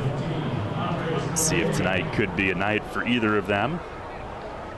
As Andres Noriega will come to the plate. He is grounded out and flied out. Martin's in game number 22, 1-1 with a 5.61 ERA for the year. Trying to lower that tonight. He kicks and fires, and a fastball a little bit low.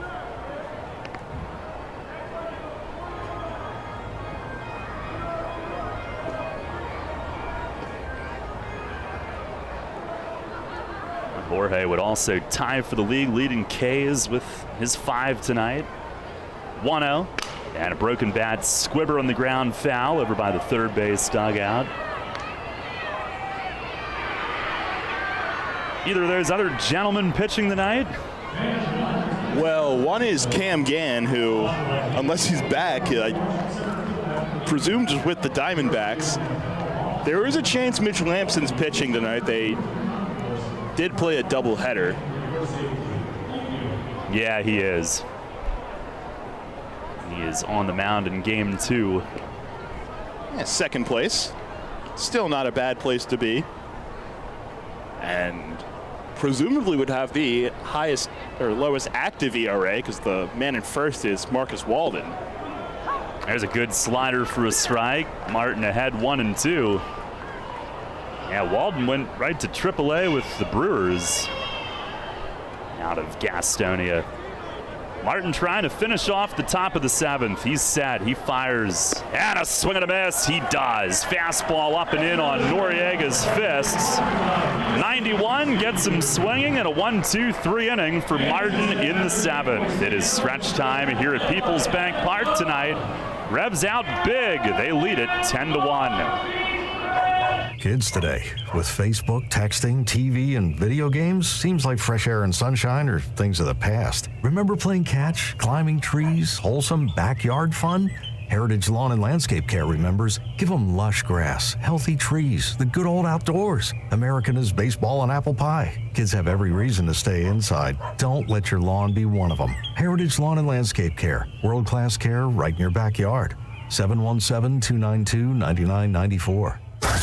This is the Dan Patrick Show. Just like to say that y'all rock, man. Let's bring in Randy Johnson. Randy, what do you remember about that home run swing? From what I recall, it was a majestic home run. I mean, McGuire-like.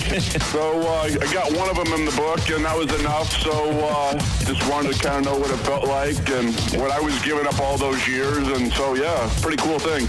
Dan Patrick. Mornings at 9 on Sports Radio 1350 WOIK.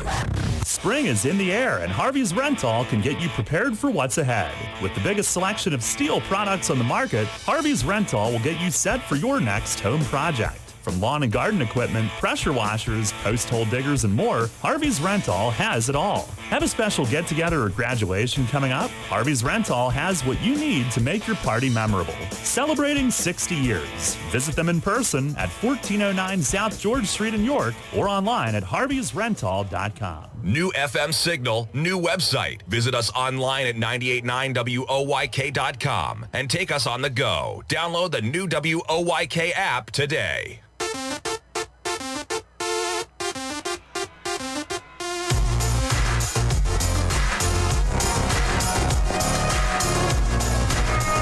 Stretch time here at Peoples Bank Park tonight. Revs lead it 10-1. Staten Island will call on another left-hander, Anthony Auletta, who takes over.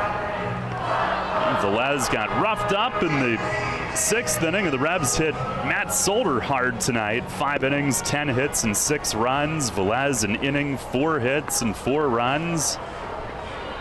And as Auletta gets ready, take a look at scores from elsewhere tonight around the league, brought to you by Wolf's Bus Lines. Lancaster losing in game 1 of a doubleheader at Long Island 8-6. They lead the second game 2-1 in the 3rd inning. And also a doubleheader at Southern Maryland tonight. Gastonia winning the first game 6-3. They are in pursuit of wrapping up a first half crown. Southern Maryland obviously already has and is probably hung over. The Honey Hunters and Blue Crabs are scoreless in the 3rd inning in game 2. High Point leads Lexington 6-5 in the 5th. And a slugfest at Wild Health Field tonight. The Genomes lead the Dirty Birds 11-6 as they go to the 8th. Here it's 10-1 York. And Troy Stokes Jr. tonight, 4 for 4. Will lead it off. Double, RBI, 2 runs, 2 steals. What a night. Been a spark plug on a big night. First pitch fastball is over for a strike. 91 from Auletta, who brings it straight over the top. 6'4", 230-pound lefty. And the 0-1, that is down and in. Revs with 14 hits. Stokes has 4 of them.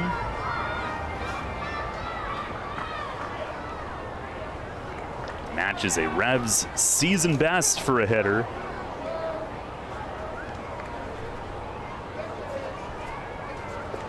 1-1. It is down and in. JC's got a couple. Franco's got a couple. This is Stokes' second 4-hit game of the year. Revs do have new lefty Tucker loosening in the bullpen.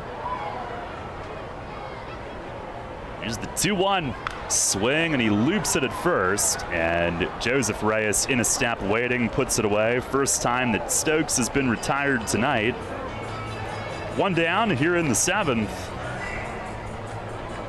Arletta, 1 win, no losses, a 2.61 ERA. That's in 6 outings, 1 start, 10 1/3 innings coming in. Hasn't had a ton of time.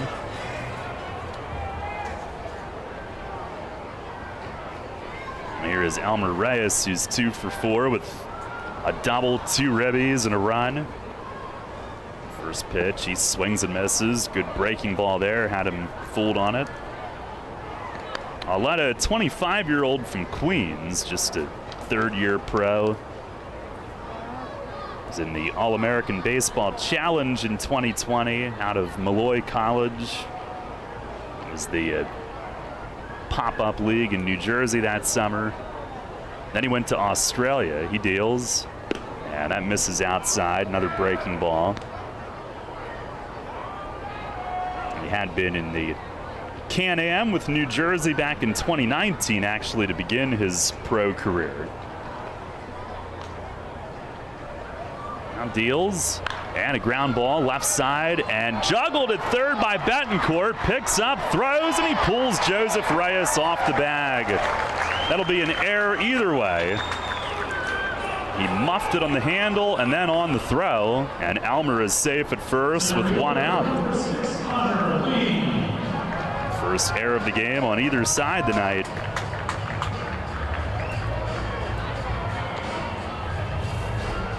That'll bring up Connor Lean, who's had another productive night. 1 for 3, RBI double, 2 runs scored, and a walk. First pitch misses outside. Revs leading at 10-1 here in the bottom of the 7th.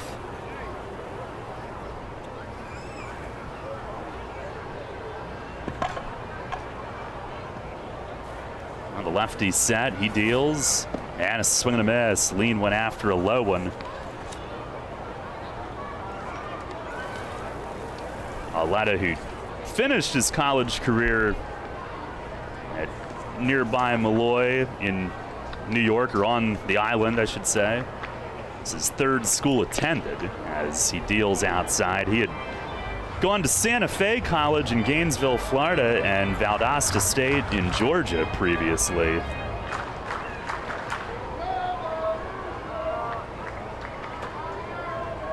And speaking of different colleges, Tucker's an interesting story. We'll talk about him in the 8th. Here's a swing and another foul to the right of home plate, 2-2.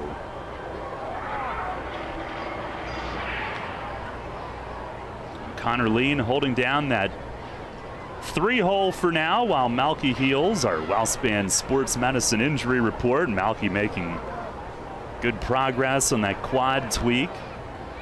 Might hold him out till the road trip just to give him as much time as possible to heal. The off day Monday, of course. 2-2, and a swing, a sharp ground ball to short, but right at Alfredo Reyes. He flips to second, and the turn is late. Connor Lean, he goes 100 miles an hour all night. He even went up by 9, and he legs out a potential double play and keeps the inning alive. Yeah, he's never one of those guys you'll have to question about how hard they play the game. This really shows by every aspect of his game, especially on the defensive side of the ball. Here's Nelly with Lean at first, 2 outs. A new ball requested. Nelly tonight 0 for 3, but does have an RBI on a bases loaded walk last inning. His league leading 55th base on balls, 33rd ribby. First pitch is a slider down out of the strike zone. And a new set of baseballs delivered to home plate.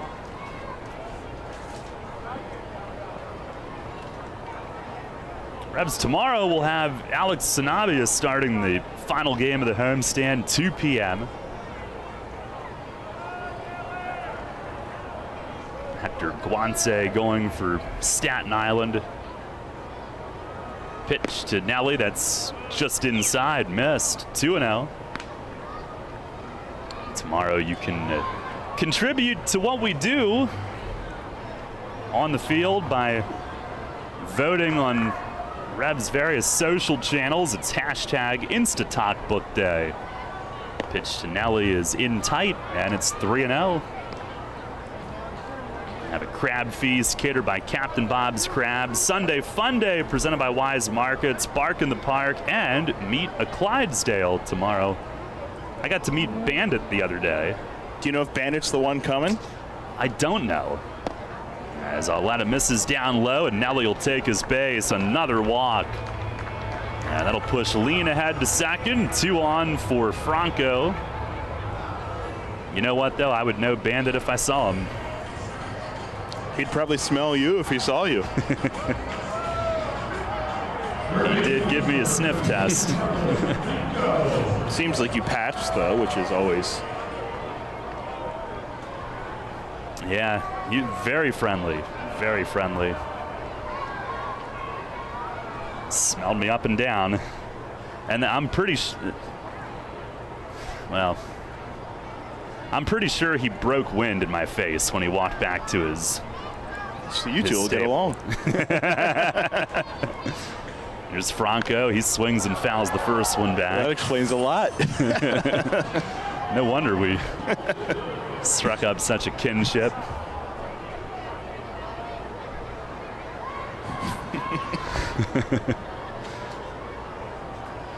I mean, right in my face. That was over at Flinch Paws. It's a sign of friendship, I think, for them. I think so, yeah. There's certain cultures that do it after they eat to say what a good meal it was. There's the 0-1 to Franco. That's a breaking ball in. He twists away. Backpedaling away from home plate. Franco 1 for 3 tonight. League-leading RBI number 59 on a base hit last inning. And walked and scored in the first. His on-base streak up to 38. 7 shy of Nate Espy's franchise record. The 1-1. And a line drive right at first. Right at Joseph Reyes, who catches it.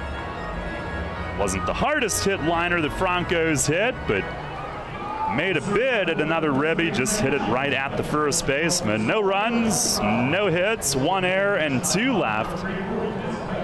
Now we'll see the debut of Tucker out of the Revs bullpen as we head to the 8th. York on top, 10-1.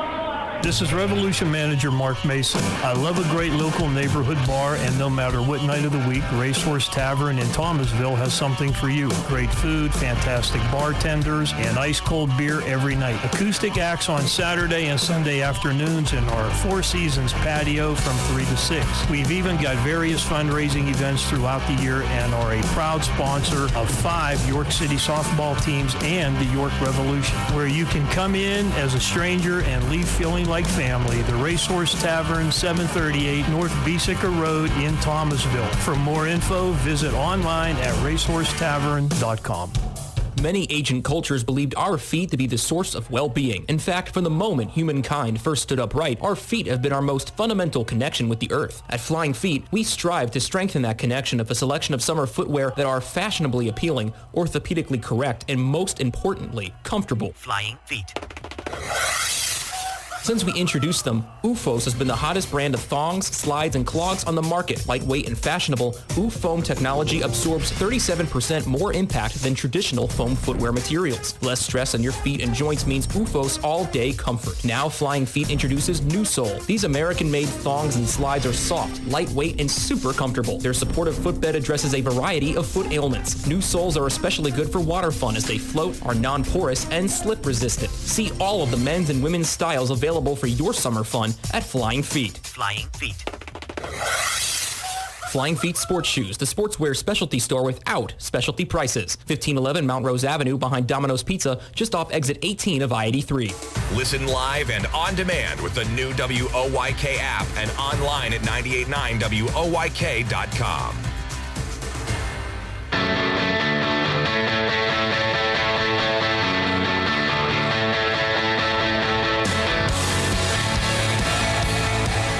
Head of the 8th, we'll see the pro debut of Tuck Tucker as he debuts with the Revs. Big lefty wearing number 38.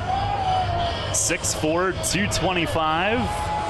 25-year-old out of Mesquite, Texas. Now lives in Mineola, Texas. And well-traveled in college. He's an interesting story. Most recently was at Georgia Gwinnett with one Paul Fletcher, as his team made it to the NAIA World Series this spring. Comes recommended and makes his debut here against Alfredo Reyes, who leads off the 8th, 8-9-1.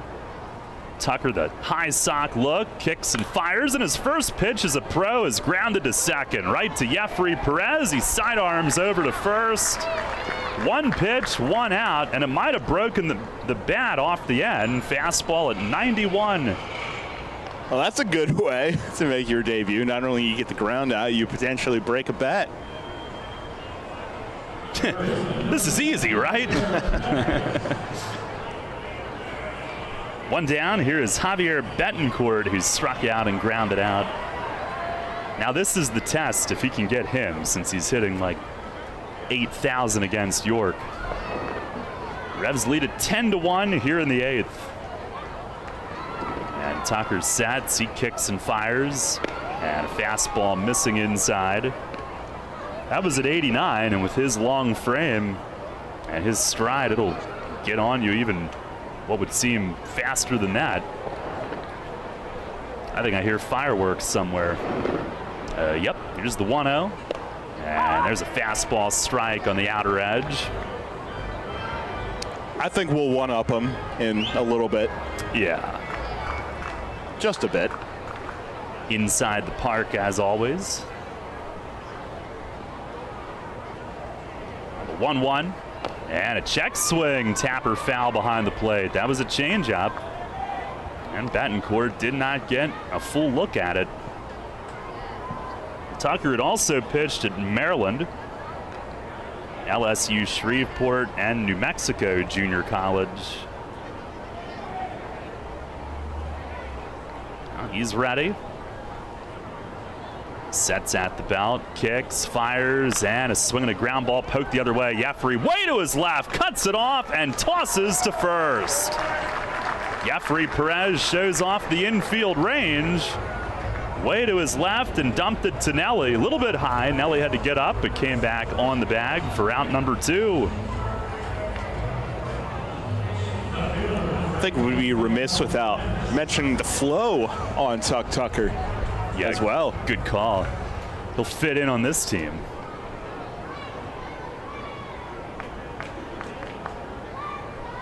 Now back to the top. First lefty that'll face Antoine Duplantis. And Tucker's pitch, it is taken high. That one at 92. Duplantis 2 ground outs and a fly out tonight. Revs up 10-1 here in the 8th. Tucker to the belt. He kicks, delivers, and that misses high. I believe his given name is William. Is that right? I believe is what I heard. I think. Oh, we'll double check on that one. That's what the internet's for. And it's always right.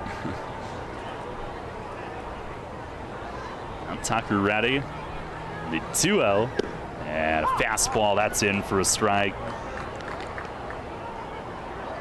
He's a big prospect in Texas, ranked the number 4 lefty by perfect game for the class of 2016 when he came out of high school. Now kicks and fires. And a swing and a pop-up. He'll have a 1-2-3 inning in his pro debut. JC in left, started in. He drifts back, but takes care of it. 1, 2, 3, 8th inning for Tuck Tucker. 2 ground balls to second and a fly ball to left. And what a great debut to his pro career. And the Revs now have combined to retire the last 14 Ferryhawks in a row. We go to the bottom of the 8th here tonight in York. It's the Revs 10 and the Ferryhawks 1. With signs and graphics, you can say anything, do anything, be anything. So make your statement with Fast Signs. There are 1,000,001 possibilities to power your business visibility. Achieve more than you ever thought possible with Fast Signs. Named one of the best advisors in the state and the country, Kevin Smith and the team of Smith Wealth Advisory Group can help you develop a customized retirement income plan. As specialists in retirement planning, they will guide you on Social Security, pension choices, 401k and retirement plan rollovers, required minimum distributions, taxation, and optimal distribution strategies. For all your retirement planning needs, contact one of the nation's best, Smith Wealth Advisory Group, located right here in York. Jenny Montgomery Scott, LLC, member NYSE, FINRA, and SIPC. Drunk driving prevention is a priority at Anheuser-Busch. You can't drive drunk if you don't drive there. Encourage friends to sign the Decide to Ride petition on DecideToRide.com. Brought to you by Anheuser-Busch, Mothers Against Drunk Driving, Uber, Brewery Products, and WOYK.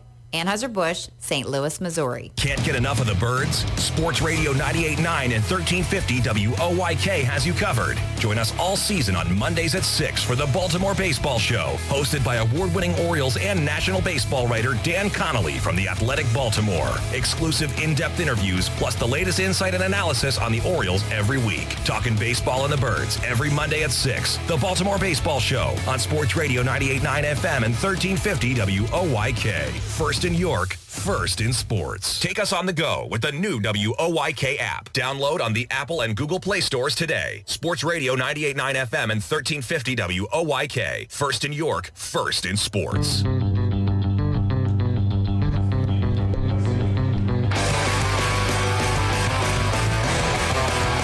Revs up 10-1 as we go to the bottom of the 8th. Thought this might be an opportunity for them to get Kelsey Whitmore in, but Anthony Auletta will work a second inning. JC Encarnacion to lead things off. I don't think it's Ventura loosening for York. I think I see him seated in the bullpen. I guess one debut tonight is enough. Yeah, you have to debut him in waves, you know. JC leads off and looks at one in the dirt. That'd be almost too much excitement at one time. Big night for Encarnacion. Here's the 1-0. And he swings and drives one deep in left center, and it is gone! Line drive home run into the netting in front of the playground in left center. Revs with their first home run tonight on hit number 15 of the night. And JC with his third hit, his third RBI of the game. Home run number 5 of the year, and it's now 11-1 here in the 8th. And Melky will drape him with the bling. They've been waiting all night to do it. There's been a lot of stars on this offense tonight, and you could make a case the biggest one is JC.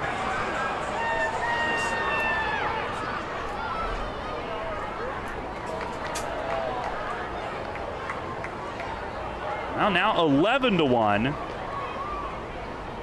And here is Josue Herrera, who lines one out to right field, and that's a base hit over the second baseman Aguilar's outstretched glove, and he's got his third hit. 3 for 4 and on base for the 4th time. Daryl, you've been doing this a lot longer than I have, but I have rarely seen so many discrepancies of the cleanliness between two sides of a scorebook. Yeah. I like when it's in our favor. That is hit number 16 to Staten Island's 3. Here is Lenin Rodriguez, who fouls the first one back to the net. He's trying to get into the hit column tonight. And actually, he and Nelly are the only two left out. Nelly's got a couple of walks and an RBI. The Rodriguez Hermanos. It's the 0-1. Oh, look out. It hit him up high in the back. Yikes. That was frightening. And it looks like he avoided the worst of it. I'm sure it doesn't feel good, but I was afraid that was headed right for the head. Hit by pitch.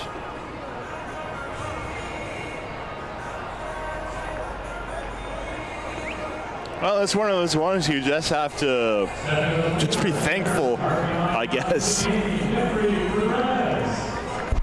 That had disaster potentially written all over it. Man. And I would think it simply slipped. It was already a 1-strike count, but that was frightening. Catcher Noriega will head out to talk with him. And now they're going to bring the pitching coach, Figueroa, and the athletic trainer out. Maybe there's something wrong with Auletta after that pitch. They do have, I believe, Kelsey Whitmore loosening in the bullpen. And the Revs, I'm told, it is Ventura who's up in their bullpen. So we're going to have all of the thrills on one night. It looks like Auletta will stay in.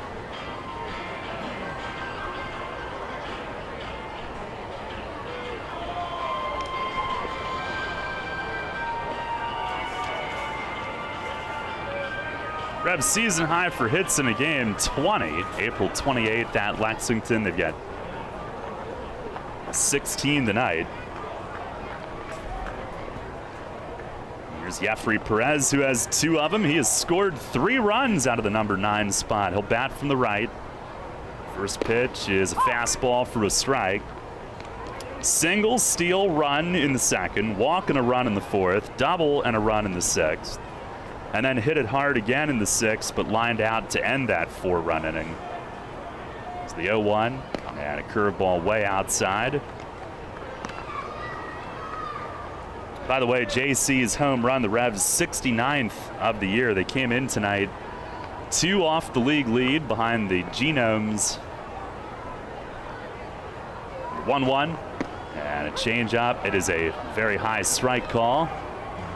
I think Nate Caldwell might be ready for the fireworks.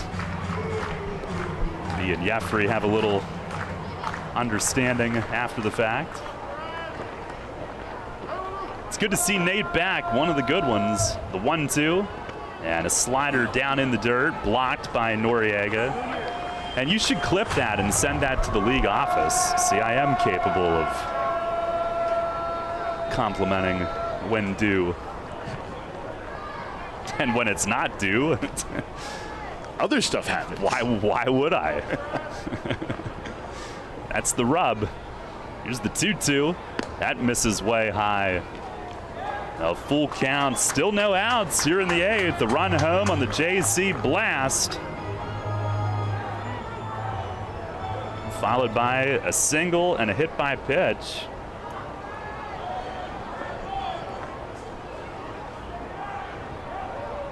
Auletta is set. And kicks and deals. Breaking ball misses high. Jeffrey is on the walk. First 4 have reached here in the 8th, and Jeffrey on for the 4th time in 5 trips to the plate tonight. Do you think Pete Davidson is tuned in? He's part of their ownership group. Sorry, I only know Skeet. Okay. I can tell I don't think you get that one. No. Sorry. Oh, man. All right. Sorry. So, let's see. Obviously, Am I supposed to? It's a pretty funny story. You might recognize when time comes. Obviously, Pete is now dating Kim Kardashian. Right. Still? Apparently. Who knows? I don't keep up with the Kardashians as some do. Here is Stokes and a fastball missing outside. I thought I saw on Twitter that was over. But who knows? I really don't know. Anyway, so obviously, before Pete Davidson, Kim Kardashian had dated Kanye West. Oh, okay. So Kanye did not take too kindly to Pete dating Kim and went on multiple Instagram tirades where he did a lot of things in turn, one of them referring to him as Skeet, and that kind of continued. I got you. Well, the athletic trainer and Edgardo Alfonso are both out again, and Arletta's going to leave this game, and Kelsey Whitmore will come in and inherits a mess. Bases loaded with no outs here in the 8th. Revs leading at 11-1, and will inherit a 1-0 count on Troy Stokes Jr. when she does. And she'll get all the time that she needs to loosen, as it was an injury substitution. So we'll take a quick break. Back to People's Bank Park in a moment. Revs leading it 11-1 here in the 8th. WellSpan Health delivers orthopedic care you can count on. From common bone and joint problems to complex injuries, our team of surgeons, physicians, therapists, and athletic trainers work together for you. We are here for professional athletes, athletes in training, and the weekend warrior. We're the official sports medicine provider for the York Revolution, the York Suburban Trojans, and your weekend tennis team. That's how WellSpan Health delivers orthopedic care you can count on. York's biggest and best Independence Day celebration is back with the winning trifecta. Celebrate America's birthday with America's pastime, patriotic music, and the region's most spectacular fireworks. July 4 York, presented by Traditions Bank, combines the fun of a York Revolution game with the return of the York Symphony Orchestra and a dual fireworks display. Bring the family to the home of the York Revolution before the July 4 game for the free Planet Fitness judgment-free fun zone. Then the Revolution takes on the rival Lancaster Barnstormers at 6:30. Next, it's a free concert and sing-along by the York Symphony Orchestra and Chorus, presented by WellSpan Health. Finally, the grand finale, a free dual fireworks display presented by Gladfelder Insurance, launched from inside and outside the ballpark. Get your tickets today at July4York.com. That's July4York.com. With signs and graphics, you can say anything, do anything, be anything. So make your statement with Fast Signs. Stop in today or visit fastsigns.com. You're on York's home for Sixers basketball. Sports Radio 98.9 FM and 1350 WOYK. First in York, first in sports.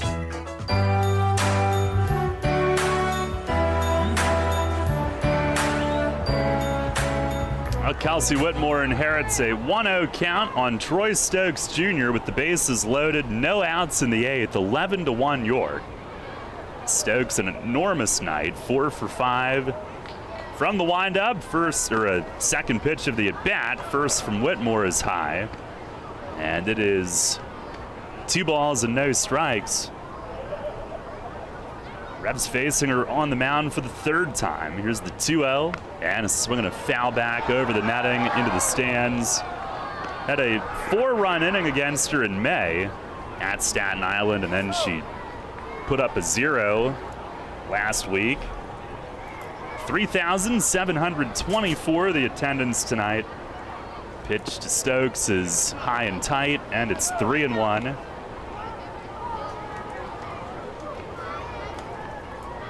He leads the way with 4 hits tonight. As she steps off, double checking on the count. Now into the windup, lifts the leg, fires, and a swing and a line drive, base hit into right center. Herrera scores. Here's Lenine around third. Stokes on with his 5th hit of the night. Drives in 2 more. And the Revs lead it 13-1 here in the 8th. Troy Stokes Jr. with a season-high 5-hit game. Well, I changed my vote back from JC to Troy Stokes Jr. Hate to do it to him, but a 5-hit game. I believe the first 5-hit game for York this season. Jeffrey goes first to third on it. And here is Elmer Reyes. First pitch breaking ball is low and away. The Revs with hit number 17 as a team. 5 for 6 for Stokes tonight. Drives in his 2nd and 3rd runs of the evening. Pitch, it is fouled back upstairs. And the first 5-hit game by a Revs hitter since Melky did it September 7th of last year in Lancaster. Just the 12th time in Revs history. There's a ball up high, 2-1.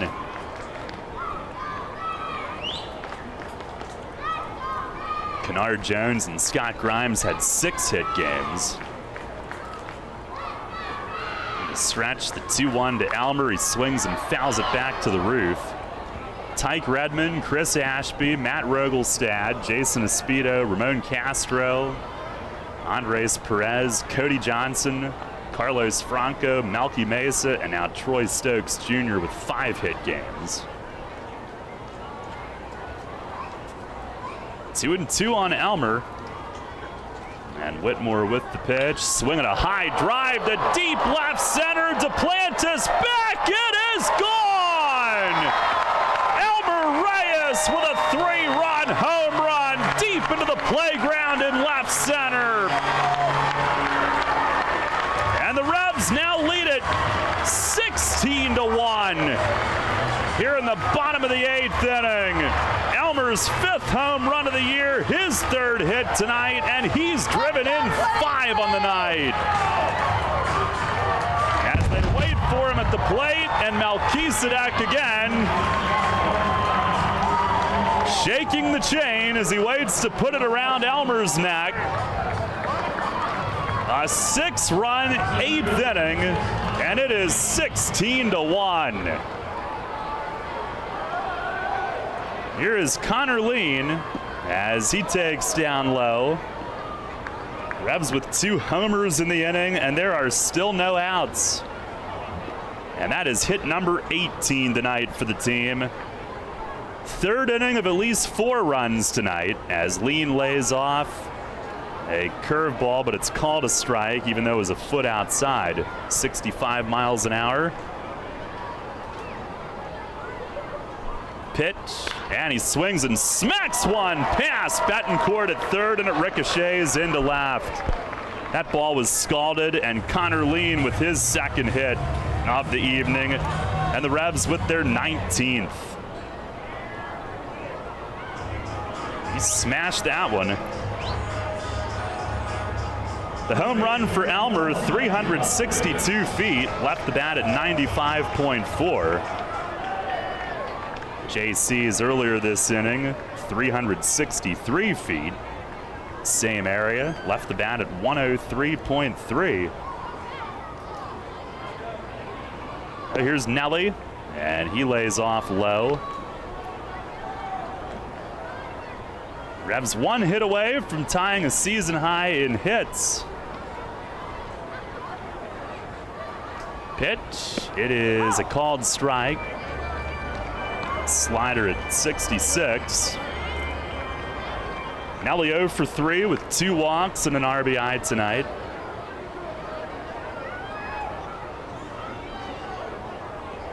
One, and that's a strike called up around the letters.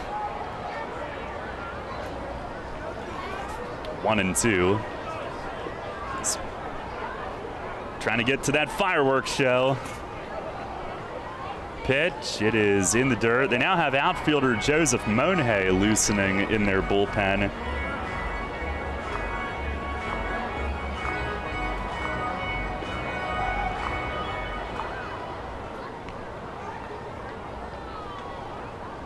Two to Nelly. He swings and he pops it up. At second base, Aguilar drifts back into the outfield, waving his arms, has to back up more, and he does snatch it. A little bit awkwardly, but makes the grab. And that is the first out of the inning.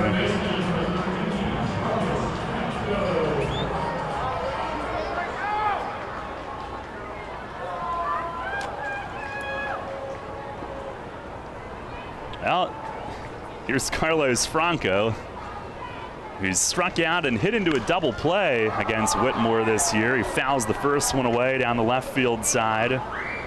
9th hitter of the inning. He's 1 for 4 tonight. RBI single in the 6th. Walked and scored back in the 1st.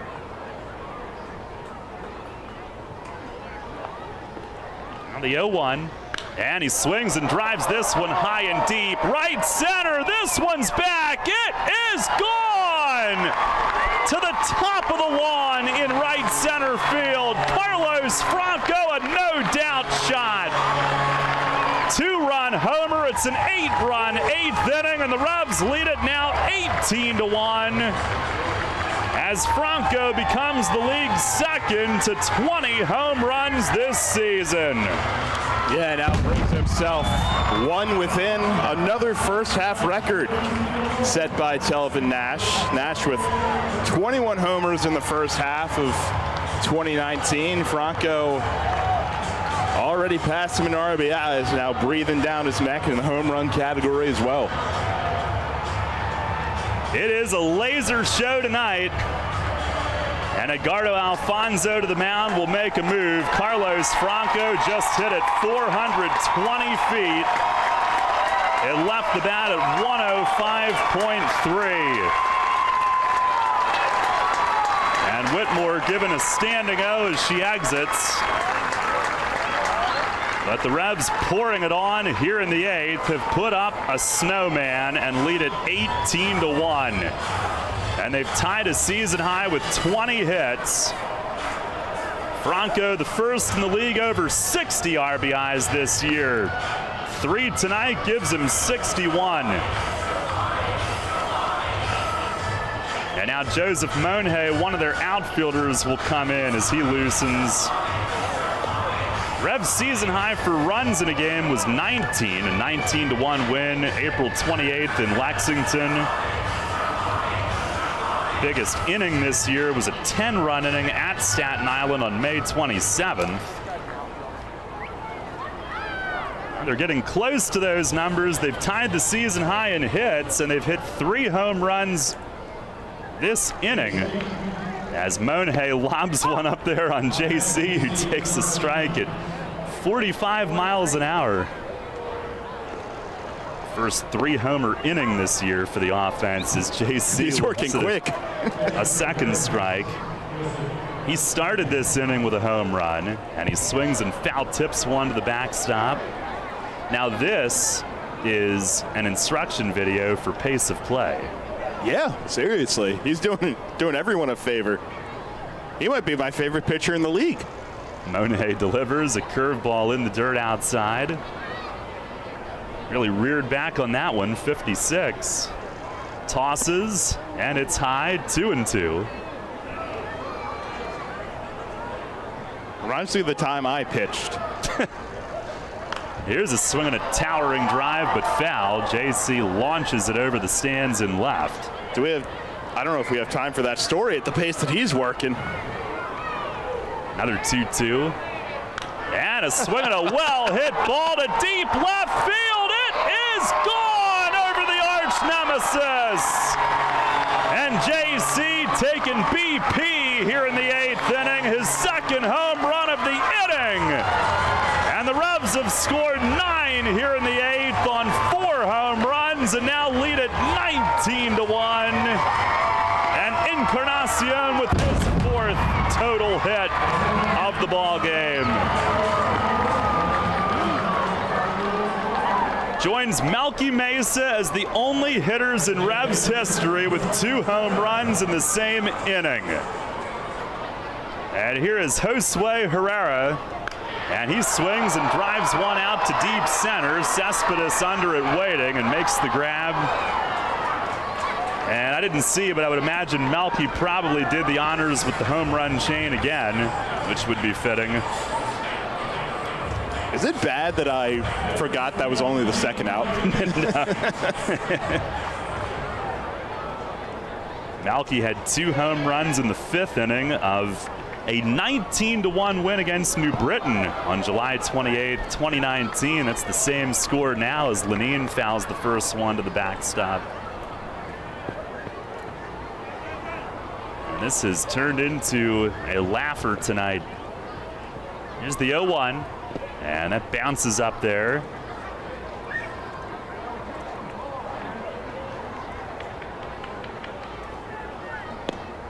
Now Monhay delivers a strike up at 72 there. 1 ball, 2 strikes to Large. And Monhay tosses home, and a swing and a ground ball off Monhay. It ricochets out through the hole and into left field. And Lenine is on with a base hit. Monhay gestures at him like, "What are you doing to me?" And he gives a thumbs up to the dugout that he's good. Certainly don't want to see a position player get hit or get hurt. And Lenine now into the hit column tonight, and the Revs with now a season high 22 hits in the game.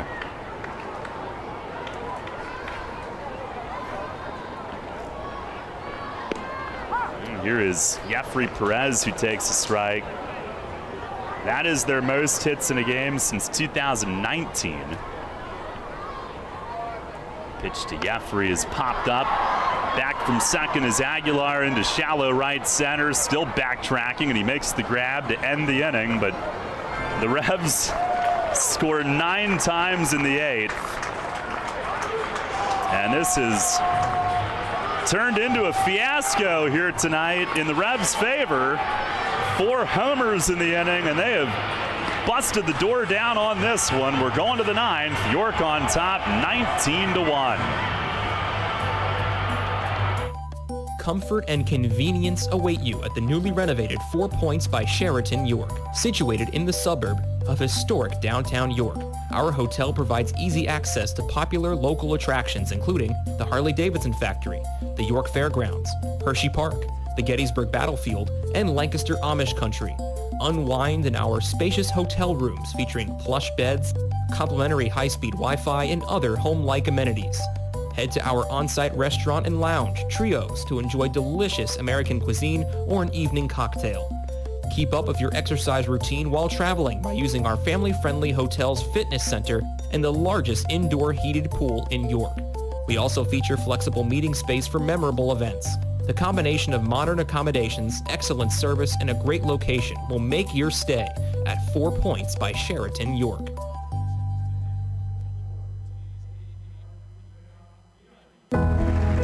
Celebrate the history of our national pastime at the National Baseball Hall of Fame and Museum in Cooperstown.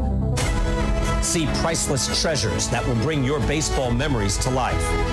Connect with events that have shaped and changed the game and our country. Our stories to tell, your memories to share.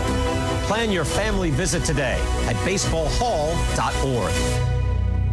See you in Cooperstown, where the journey becomes legend. The York Revolution plays here. Sports Radio 98.9 FM and 1350 WOYK. First in York, first in sports.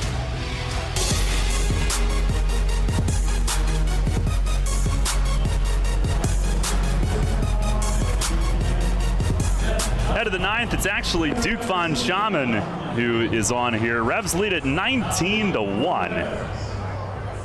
And man, did this thing blow up.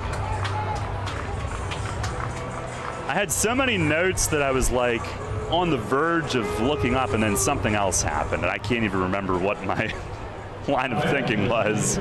But we have perfect time for story time of that time I pitched. Yes.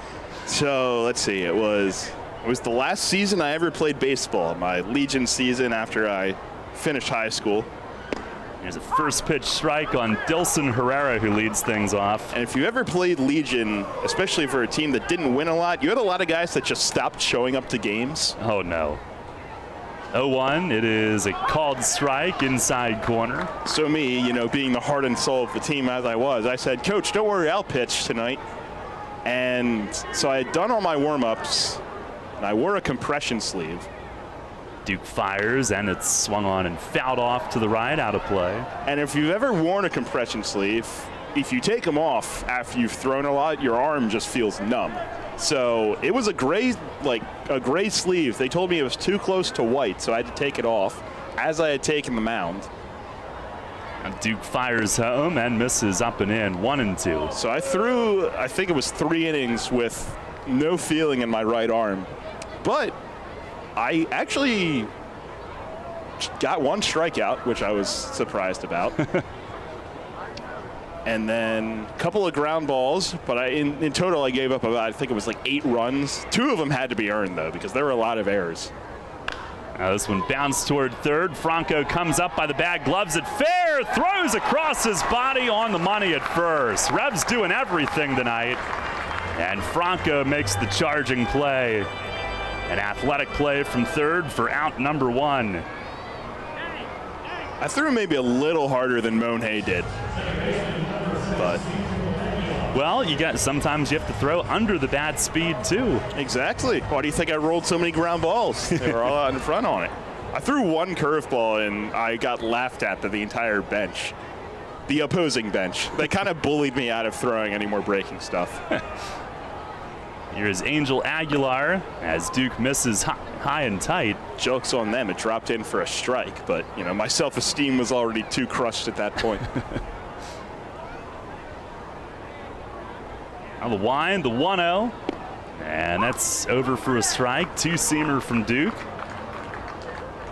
Aguilar 0 for 2 with a walk tonight. Jorge's about to win victory number 5, as this one is fouled away down the right field side, deep, but fading foul. That actually had home run distance. It goes caroming around under the tents.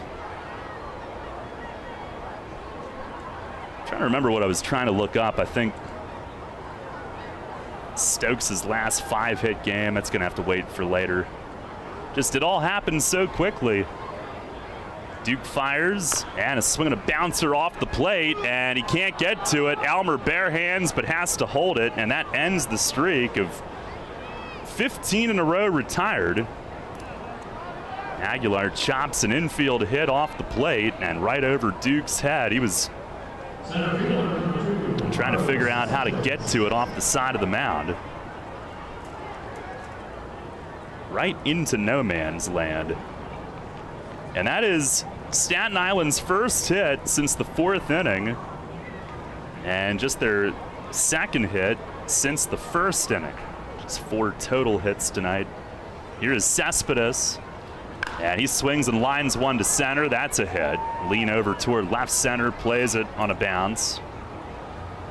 Back-to-back singles, first and second with one away. Some could say the rally is on.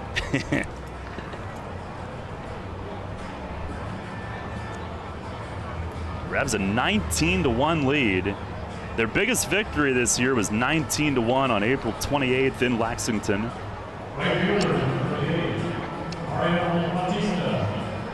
By the way, the 22 hits tonight is tied for the 6th most in a game in team history. Record is 28. 9th time that they've had at least 22. Here's Mariel Bautista. He swings and fouls the first one back upstairs. That'll come down below. By the way, when we're done tonight, Phillies and Padres getting started in about 10 minutes. We'll head right off to San Diego. Uh-oh, we got some boos because I think an older kid went and grabbed the ball, and there must have been a younger one nearby. And I think he might be upset. That's not cool. Here's a swing and a foul tip into the mid. Who, the kid that he got booed or the other kid that he took the ball from? Is Zach Hampel here? Does he still go to baseball games? I haven't. Or has he been sort of just bullied out of going? Yeah. Well, they're gonna get the youngster a ball from the Revs dugout, fortunately. 0-2 and a swing and a miss. Change up from Duke. And the Revs an out away from wrapping this one up. Hey, I mean, kudos on the older kid. That's a ball that got featured in a Wall Street Journal article last week. So, you never know. Well, everyone has priorities. Yep. Here is Joseph Reyes with 2 on and 2 out. Revs an out away from wrapping this one up. And Duke's first pitch, fastball strike, outside corner. Now we took care of the young lad that I guess had it taken from him. Here's the 0-1. And a swing and a ground ball foul down past the first base coach's box. 2 strikes. I think Eduardo Rivera fielded that cleanly in the hat. Oh, wow. We're seeing everything tonight. Here's the 0-2. And it misses upstairs.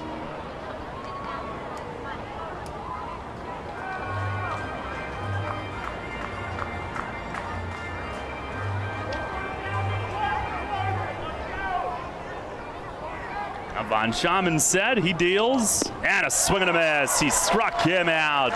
Changeup gets him to end it. Scoreless 9th for Duke, and the Revs blow out the Ferryhawks tonight. They turn it into a laugher here late and win it by a final score of 19-1.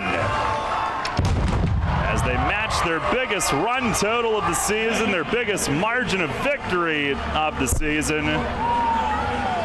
They set a season high for hits in a game.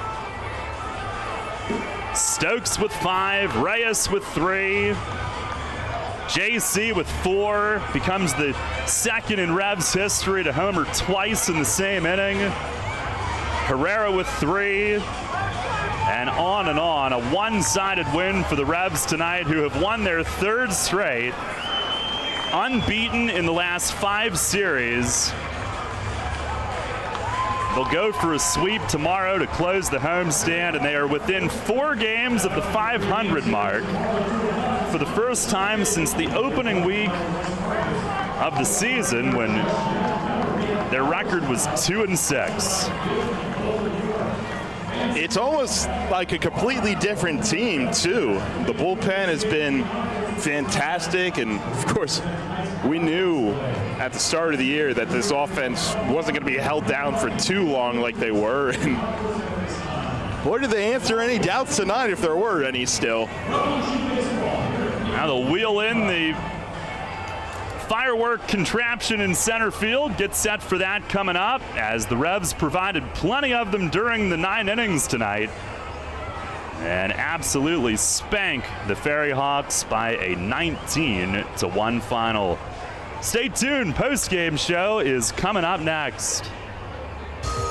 Dickey's Barbecue Pit is known for slow, smoked quality meats that make your taste buds grin from ear to ear. We queued it up to a whole new level by adding beer and wine to our menu, and there aren't many combinations better than mouth-watering brisket and ice-cold beer. So come visit us over at West Manchester Town Center to get your fix of both. Dickey's, the best way to cue the day with legit Texas barbecue. Visit us at dickeys.com. Remember rushing to the newspaper in the morning to read all about that Revs game from the night before? Was it? Yeah, that was a long time ago. We barely remember that too. Sports Radio 1350 is your home for local sports, and we're taking care of that news void in your life. Get your York Revolution game articles delivered right to your inbox every morning, courtesy of WOYK. Simply log on to YorkRevolution.com and click to sign up to receive daily game recaps right to your inbox. Keep up to date every day as the York Revolution go for another Atlantic League title. We're your source for local sports. Sports Radio 1350 WOYK. First in York, first in sports. Farm Credit supports rural communities and agriculture with reliable, consistent credit and financial services. In good times and bad, we provide loans to farmers and ranchers, farmer-owned cooperatives, rural home buyers, agribusiness, and rural infrastructure providers. As cooperatives, we're locally owned and governed. We help agricultural producers feed the world. For America's farmers, Farm Credit, supporting rural communities and agriculture. Learn more at farmcredit.com. Get the latest on the Orioles with the Baltimore Baseball Show, hosted by Dan Connolly. Mondays at 6 on Sports Radio 98.9 FM and 1350 WOYK.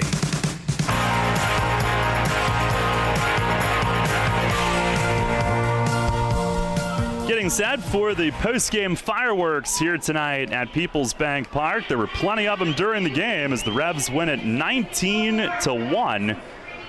And recapping things tonight as we welcome you to the post-game show, brought to you by Brewery Products and their Decide to Ride campaign. You can sign the pledge online at decidetoride.com. Get home safely every time.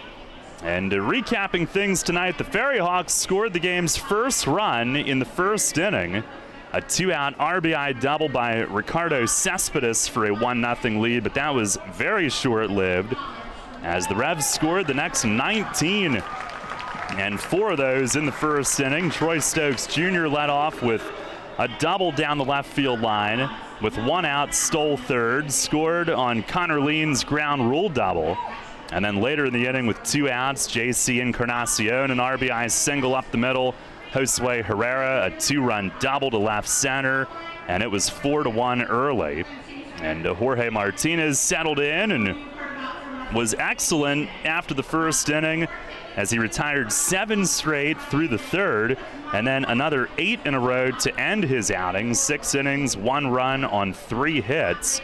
Second straight start that he allowed just 3 hits in 6 innings against Staten Island. Last Saturday it was on 0 runs. Tonight it was on 1 run. And the offense continued to pad the lead, scoring in the second on a Stokes RBI single up the middle. Then in the fourth, as Elmer Reyes singled home a run, also going up the middle, that made it 6-1. And then they really put the game out of reach with a 4-run 6th inning. And Reyes an RBI ground rule double. Nelly walked with the bases loaded to force in a run. Franco an RBI single. JC drove in a run on a fielder's choice that he legged out, avoiding a double play.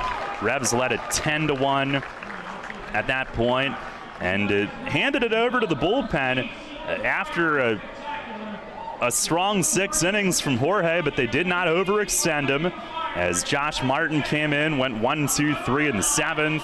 Tucker in his pro debut went 1-2-3 in the 8th, and then in the bottom of the 8th inning, the Revs turned it into a laugher.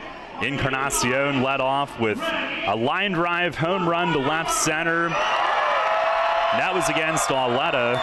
And then after they loaded the bases with no outs, and Auletta evidently felt something and was lifted due to an apparent injury, Kelsey Whitmore took over. Troy Stokes Jr. greeted her with a 2-run single to right center. Elmer Reyes, a 3-run homer to left center.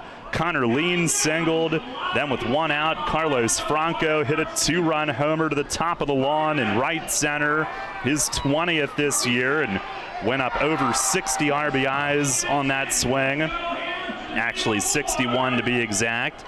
And then after they lifted Whitmore and Joseph Monhay came in, J.C. Encarnacion hit the 4th home run of the inning as the fireworks show starts. And the home run for JC made him the second in Revs history to hit 2 in 1 inning, joining Melky Mesa, who did it July 28th, 2019 against New Britain, also in a 19-1 win. That was on a Sunday afternoon at People's Bank Park. But JC provided the final blow tonight, and then Duke Von Schaman, couple singles, including an infield hit in the 9th inning, but a scoreless inning to finish it off as the Revs absolutely rout the Ferryhawks tonight by a 19-1 final. And the 4 home runs in the 8th inning, a Revs franchise record for home runs in an inning. 5 times they had hit 3 in 1 inning. Never had they hit 4 in 1 inning until tonight. They tie a season high in runs. They set a season high in hits, their most hits in a game in almost exactly 3 years. They had a 25-hit performance in a game at Southern Maryland late in the first half in 2019. And tonight marked their most hits in a game since that particular night in Waldorf. In fact, that was July 2nd of 2019. And 4 home runs as a team tonight, all in the 8th inning. The 4 for the game comes within 1 of a season high for home runs in a game. 10 days ago, they had 5 in that day game midweek in Lexington. But a blowout win for the Revs tonight, who improved to 26-30. They've won 3 straight, and they are now 22-16 since May the 13th. They've also won 9 of the last 13. They even their home record at 11-11. And Staten Island drops its 3rd straight, falling to 17-40. And the Ferryhawks are now 3-24 on the road this season. Revs will go for the sweep tomorrow. We'll take one final break, set you up for that one, and close things out and send it off to Phillies Padres from San Diego. They're just getting started. And we'll do that when we come